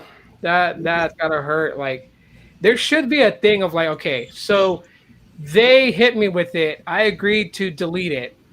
So hmm take the warning off. And I think the same thing should apply to you. It's like if you agree to take it off, then they take the strike off. yeah, It should only apply if you're gonna appeal it and fight them, for it. So this whole policy that YouTube has is just mind-boggling and, in my opinion, pretty damn stupid. Mm-hmm. Yeah, So, and I don't know if you know who Graham Stephan is, but he's a finance channel. But Yep. I know he has this channel called the Graham Stephan Show, and he does a lot of reactions to like millennial money and everything on these other channels. But you see him, he has to flip the video, make it transparent. He got to do all this crazy stuff just to react to it, and still sometimes he might get a problems with that. Yeah, I don't know, man. And that's mostly really a monetization issue, but still. And then this has never happened to me, so this is new to me, and I don't think I ever got a copyright strike before. so then they should have only given you a warning then. Yeah, I don't know. I don't know why they gave you a strike, because they gave me a warning. That's all I got. It says that if I do it again, then yeah, I'll get my first strike, which will then bar me for a week from live streaming and video uploading. But I'm gonna have to look more into it. But yeah, they gave me the whole strike. I'm really active in the YouTube community tab, and then obviously I upload every 2 days. The live streams I don't do as much, but I would like to do more. So yeah, now it's kind of got me kind of on the edge and nervous. And it's like I don't know, got to be careful with what I do and everything, or they gonna shut down my channel. yeah. That I mean, you work hard for getting your space of the tech. The tech space of this community is already pretty much like flooded, and you can't afford to really get a week off. Especially you said that this is your hustle, this is your grind, this is how you make your money. So that you already lost a week's work. That's like you being told from your job, like, go home for a week, you're not getting paid. Yeah, exactly.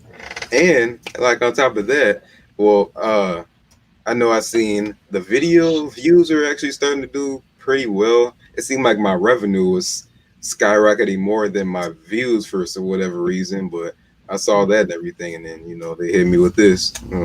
And like I can comment on people's comments, but I just can't make new community posts and everything like that. And obviously they can still comment. So you got to reach out to what you said, Google Fi, that's sponsoring you right now. You got to reach out to them. Yep.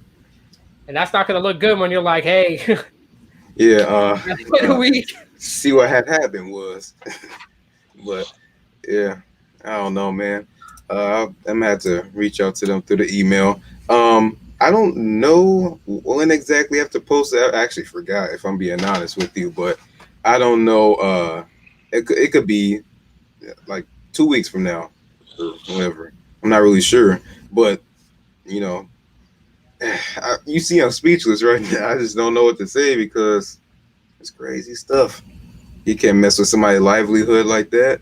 Of course you can get fired from like a 9 to 5 or something, but I mean with YouTube it's different. Yeah. Well, the sad reality of it, losing a week on YouTube for some people is like losing a month in real world pay. Yeah, exactly. I don't think YouTube realizes that, even though it doesn't matter. It's not a matter of them realizing it. It's a matter of they don't care.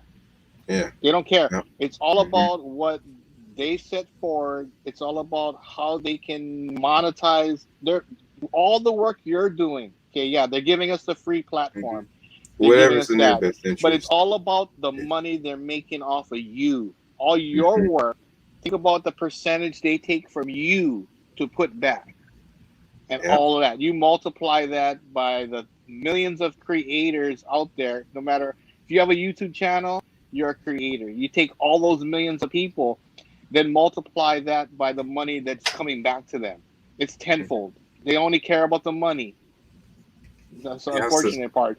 They're not going to be looking at the individual person and how it's going to affect their lifestyle or what they adopted. I mean, think about it when YouTube, if you became a full-fledged YouTuber and they were giving people medical, you're giving you medical coverage. I don't even know if they even do that anymore. Yeah. You've been around longer than me, because even though I had my YouTube channel started in 2011. I didn't really start downloading videos until 2015.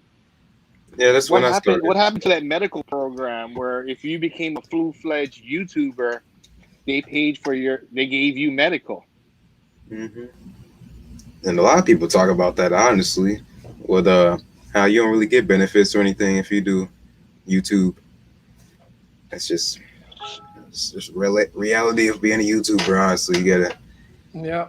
pay for your own stuff. It's fun, and I like being a YouTuber. I much prefer this over a 9 to 5 and being my own boss and everything. But then you have situations like this, and it's just like, uh, I don't know, man. That's why it's important to expand, your platform and everything, to Twitter and Facebook, Instagram, Twitter, and all these things. I don't know if I said Twitter already, Yeah. but yeah.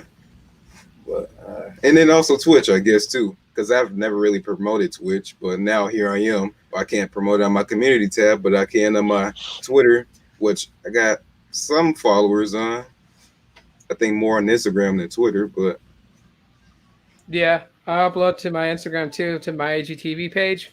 I upload oh there yeah. too. So I'm on like various different platforms, just Hmm. trying to grow. Um, Yeah. Still antagonizing Made by I antagonize Made by Google on Instagram a lot. Like every picture that I post that I take from my Pixel 4 that I tag at Google Pixel. They always comment to my pictures and stuff like that. Then I antagonize at Made by Google by hashtagging unofficial Team Pixel to kind of annoy the crap out of them to be like, hey, dude, Yeah. tag me. Yeah. I'm trying to Uh, get on. Tito, Yeah. I guess I can say it here for the first time. I decided to do YouTube because when I became officially disabled and I know I couldn't work a regular 9 to 5 job, that's when I decided to do YouTube because this is something I can do and I can do it on my own time that where I can no longer do a traditional job. But Hmm. when I started doing it in 2015, it's like you said, set your expectations properly. You know what I mean? And I Yeah. knew my expectations. That's why after a while I took a break. Then now I'm trying my best to do it again, and I have all these recommendations from Carlos, you, and stuff like that. I'm just getting over the hurdles of trying to just rebuild it back up so that it's not about the money right now. It's about just getting to that point where I'll eventually get there one day. But that's the reasoning behind why I started my YouTube channel. Because physically, I can no longer work a traditional job where, I have to show up, clock on. And some days I don't get out of bed. That's why Yeah. sometimes you don't see me here or whatever's. And that's why when we talked about Fridays, it's like, okay, I'm gonna do my best to get there. But that Yeah. is my reason. And I know you eventually said you're gonna do YouTube full time, but that's my reasoning why I started my YouTube channel. Yeah. I mean, you'll get there, man. Just consistently upload, and when you get your computer, you do your live stream, start building yourself fan base that comes in on the lives, interact with them. Live engagement is always good, and just keep pushing. And then, like I said, just linking up with Carlos, with Sneed, with everyone, just collaborate with as much people as you can. That's why I like these live streams. I can collaborate with a lot of people and not really have to have them send me part of their video to put in my video to then put together and upload. Just do it right here. And then that's why I don't show my face. It's not because I don't want to show my face. Is that because sometimes my nerve damage is so bad that I'm having tremors. Yeah. You want to say something, Latrell? Um. Well, I was gonna say it for the people that want to start a YouTube channel, but come up with a million and one excuses on why they can't. Other one reason would probably be because I don't got a good enough phone, but they'll be out here with an iPhone X or something like that. Or I don't got enough lighting when they could just do it in front of their window, and or I don't got a tripod. Me, I had to use 2 crates and a piece of glass in the middle of it and put my phone on top of that, and then I made it work. If you really want to start your YouTube channel, then you'll make it work. Trust Yeah. me. Oh, So I believe you. I started my YouTube channel with an LG G4. Yeah, and I was with a Droid Max. It was a 720p camera. They said 1080p. That was a lie. And the focus was terrible. The audio, I hated it. And then on top of that, I already had it on top of a piece of glass. So like the vibrations of me talking with, yeah, and like the Oh, glare and everything. And I already had like a really squeaky voice on top of that. It didn't really do very good, but it got me to where I am. I mean, I got the tripod eventually, and upgraded from lighting that isn't just my ceiling to actually, it wasn't even professional lamps. It was just two regular lamps that I had on each side of the table. So yep. I don't know. You make it work. Like I said, you make it work. Yeah, my lighting is this lamp that I have right here. I'm not gonna stick it in front of the webcam because it's gonna blind everybody. But it's a LED lamp that has a wireless Qi charging base, and I got it at Walmart for $5. And Wow, it really? lights up like this. Yeah, that's For what I'm what? using. Wireless charging. Yeah, Man, that's a good deal. so I can set my Man, phone to charge when I'm like doing live streams or doing live gameplay from Stadia. And just set my phone to charge on it and game. I gotta Here- do here- that. I Here's a gotta good get. song. Here's a good song for everybody who's starting their YouTube channel. You listen to Drake, started from the bottom. You go there because think about it, man. You got to start from the bottom. Because even right now, my everything I do and any videos you see, it's gonna be off my iPhone SS Max. I don't use a computer. All my applications, and even if I had a better computer, when I'm mobile, I'll just use my phone because I can do everything on my phone, and it still takes decent pictures. I get all the software on my phone that does everything a computer can do anyway. So Yeah. why do I need to buy an expensive camera and all this other stuff? I don't have like how I say for Carlos, I don't have Louis Vuitton money. You know what I mean? I got maybe like Coach money. I don't got that Louis Vuitton money. Yeah. I also, You put yourself in the corner. but yeah, I was also gonna say you use your lamp. Check this out, right? So I'm gonna switch cameras real quick. Now this right here is my Galaxy Book. You can see the little the what's that thing called? The mouse, the trackpad. I just Yeah. put my phone on top of that thing and let it charge from there. Obviously, that it hasn't always been like that, but it has been pretty nice. It's not fast charging or anything, but it is pretty cool. I can't believe you got a lamp with wireless charging for $5. Yeah. And You gotta send me that link if they have one. I'll say because I found it like in the Walmart store they had it and they were selling it. So hang on, let me see if I can find it. You found it on I wonder you if found it it's on the clearance discontinued. section. No, it was actually where they sell like all like the home items. So like where they have like the bedding like Appliances and stuff. Oh, okay. Yeah. Honestly, I haven't been to Walmart in a while. We don't really have well, I don't have a close Walmart over out here to my house. I just go over to like Family Dollar and everything if I want technology, because even Best Buy, that's a little trip away. Oh yeah. Hey, I actually found it. Oh, So really? well they have it on eBay. The same lamp that I got. Let me screen share it here. But eBay wants 15 for it. I got mine at Walmart for 5. So I don't know. I probably, yeah, knowing me, I probably do some digging through Walmart before I get it on eBay.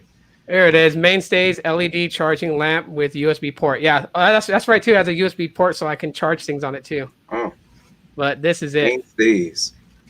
Yep. What a name. It cost me only $5 though. They want $15.50 for it, then plus tax $133 and $4.95 shipping. Like $20 for this thing. I already How found many it on how many Walmart. did they have at Walmart when you saw it for $5? Oh, they had a grip of them. I think they had like over 20. Right now, they got Oh 4 man, left on the website.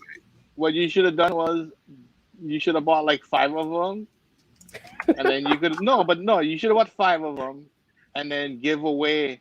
When you do giveaways, you give them away. Wow, Yeah. giveaways. I was thinking it's flip it on eBay or something like that. I But could. I put a link in the chat for the Walmart 688. I should get that. Yeah. Yeah. The light is good. I mean, I have my beanie on it, so it's not.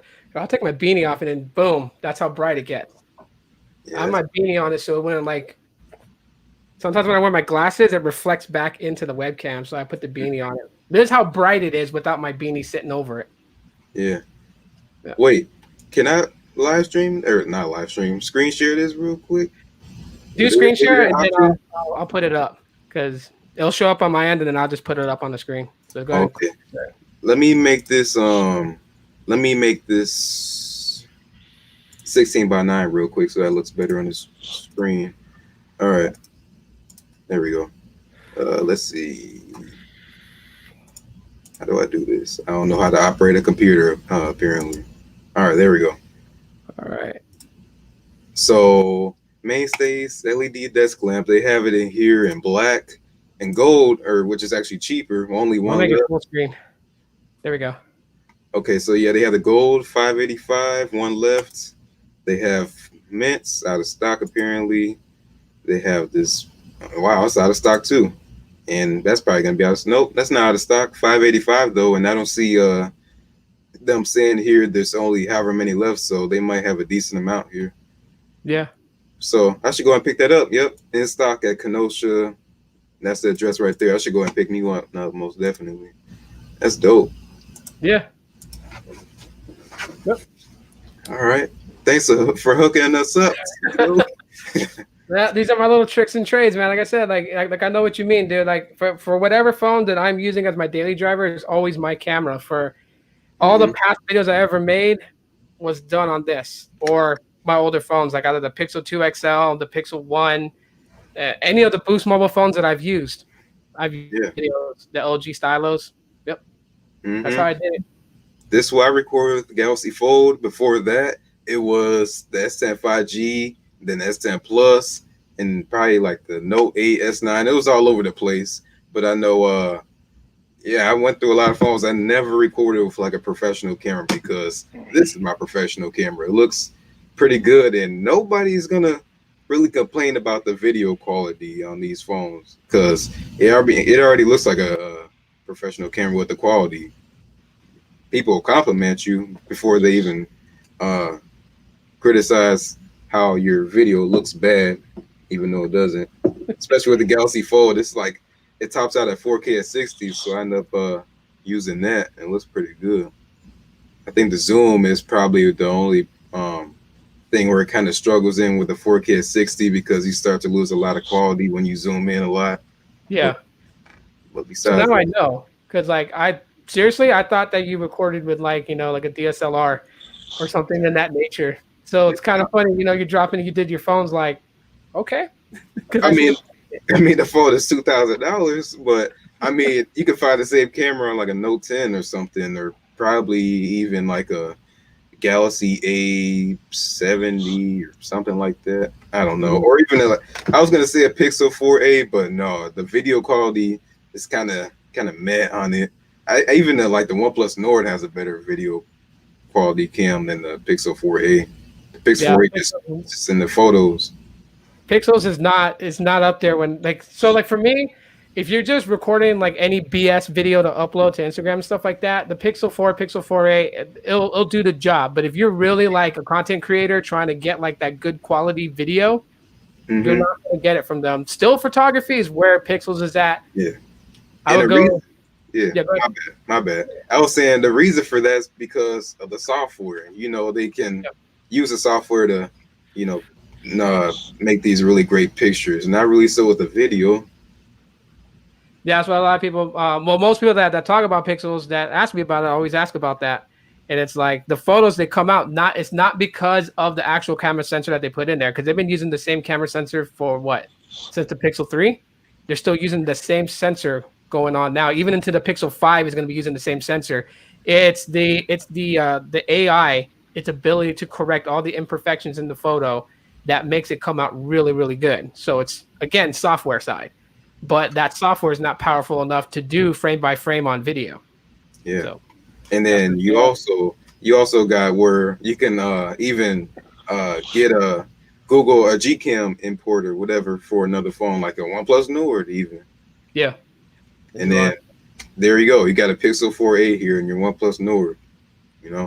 Another thing, Tito, I was gonna mention to you when we do the Friday live streams. And since you're Team Pixel, and I'm team iPhone, we can do a Pixel versus iPhone.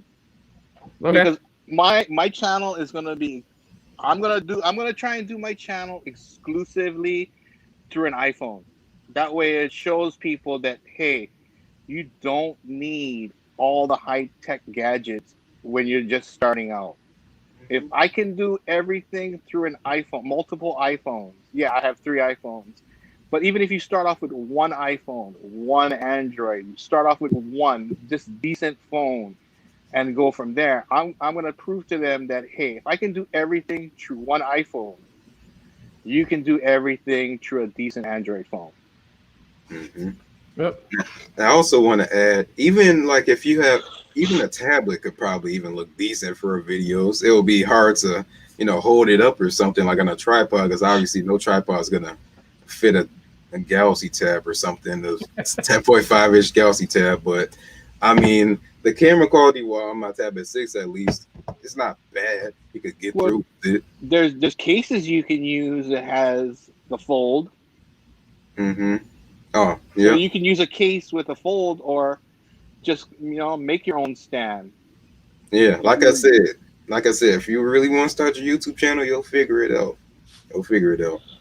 Yeah. Well, I mean, at this point, gentlemen, I'm gonna have to cut it short because I gotta go run to my older son's school and replace his laptop since I do virtual learning. But it was great having you guys on. Latrell, since you are pretty much in timeout, like full timeout from YouTube, later on this week, Friday, if you want to rejoin us again as a guest host on there, I'd love to have you back on. Yeah. If I go again like tomorrow, if you ain't doing nothing, let me know. I'll DM you the link and you can come on and we can talk some more. Yeah, I don't really got that much of a life, if I'm being honest, especially because I think they're about to put in curfew again because things are starting to act up again.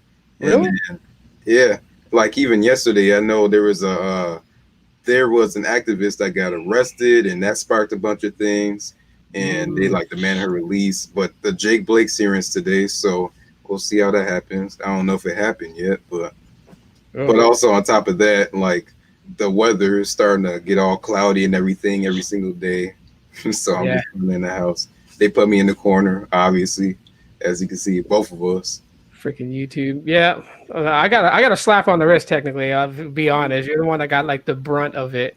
I can still live stream and upload. So, hey, you know what I'm going to do is, I live stream tomorrow. If you're not busy when I'm live streaming, I'll DM you the link, the same as I'll DM Lawrence the link to come in. Friday, definitely, if you want to join us on our podcast on Friday, that'd be great to have you on there. Maybe we could do a 3-way, Pixel versus Samsung versus Apple, and just do that. Wait, one last thing before you go. Being in Hawaii and not having to go through the daily dramas that you guys are going through, at least for me, when I leave my house, the biggest issue I have is people wearing their mask improperly. I don't have to worry about walking down the street and watching somebody get shot. I don't have to worry about walking down the street and somebody raiding a business. You know what I mean? Yeah, I got the T-Mobile mask too. I got like all kinds of crazy masks, but I don't have. That's why I feel a lot of empathy for the people in the mainland, because I don't have to worry about if I leave my house, am I coming home today? Yeah. You know what I mean? It's so chaotic that you can just turn the corner and you're going to be a victim of somebody else's stupidity. Yeah. Well, to set it up, tomorrow, if I go live tomorrow, it's going to be about 12 noon my time. What time is it where you're at? Right now it's 3:12 Central Time. It's 3:12, so you're 2 hours ahead of me. So it'd be about 2 p.m. your time. All right. Oh yeah, that's like the time zone with my brother in Vegas. So it'll be 9 a.m. my time. Yeah. I'll go live tomorrow if you guys want to join me again, and the same time Friday, because then that way it works out good for Lawrence, because it'll be 9 a.m. his time. So we'll all pretty much be up, and I'll probably get some more coffee. All right. Try to be energetic. Got my Taco Bell lemonade. Again, before I end this, guys, if you guys have not have subscribed to Eccentech, please do so. It's great stuff. If you guys are like huge fans of Samsung, he's got you covered. If you love different various new types of tech, he's got you covered. It's all across the board from audio to smartphones, tablets, computing. It's all there. You guys definitely don't want to miss that. Also, subscribe to Lawrence as well. He does a lot of speed testing in Hawaii. His speed testing channel is getting launched off the ground, doing more speed tests to show you guys various different companies and what types of speeds you would get, whether on LTE or 5G in the state of Hawaii on all the islands. Definitely want to check that out. The 5G aspect is going to be coming in December when I Yeah. get my iPhone. Yep. Also, I subscribe to you, man. I just Thank you. I appreciate it. clicked on your And link. it's great to be able to meet you, because what we really have to do as a community, we have to stand by each other and the people we believe in and help everybody grow. No Yeah. matter how big or small you are, especially if you're small, we want to be able to, if we believe in you and see the direction you're going, we want to support as many people as possible to make the community stronger. Yeah. Yeah. I was just talking about this with my dude Versatile in the Twitter DMs yesterday. Yeah. Yeah. I haven't uploaded any content, Samsung content, in like a month now. And honestly, I said it feels kind of refreshing, not gonna lie, because I feel like it was doing it back to back to back. And then now I see all my friends doing Samsung content after I stop.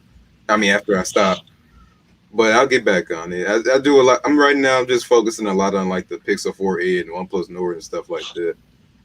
So Good I'm gonna stuff. see that. And then also check out Lawrence's channel, of course, and Tito. You're on this channel probably, so probably already know about him. I guess the only thing I can recommend for you, since you got that 1 week timeout, is just make all your videos and put them in individual folders. And then once you're ready to start dropping stuff again, then you can drop like 10 videos and then just put them on, just set them for timing. You know what I mean? Yeah, I already got the whole scheduling thing and set up and everything. Like I'm about to edit some videos and stuff after this. Do the Pixel 4a review and the OnePlus Nord Pixel 4a comparison. I'm waiting for that video. I definitely want to see that. So, all right, guys. Well, everybody, thanks for watching. We'll see you guys tomorrow. They're coming back. So, 12 p.m. my time. So that's like an hour ago. You get everyone in the chat can convert that to their time zone. But as always, everybody, aloha.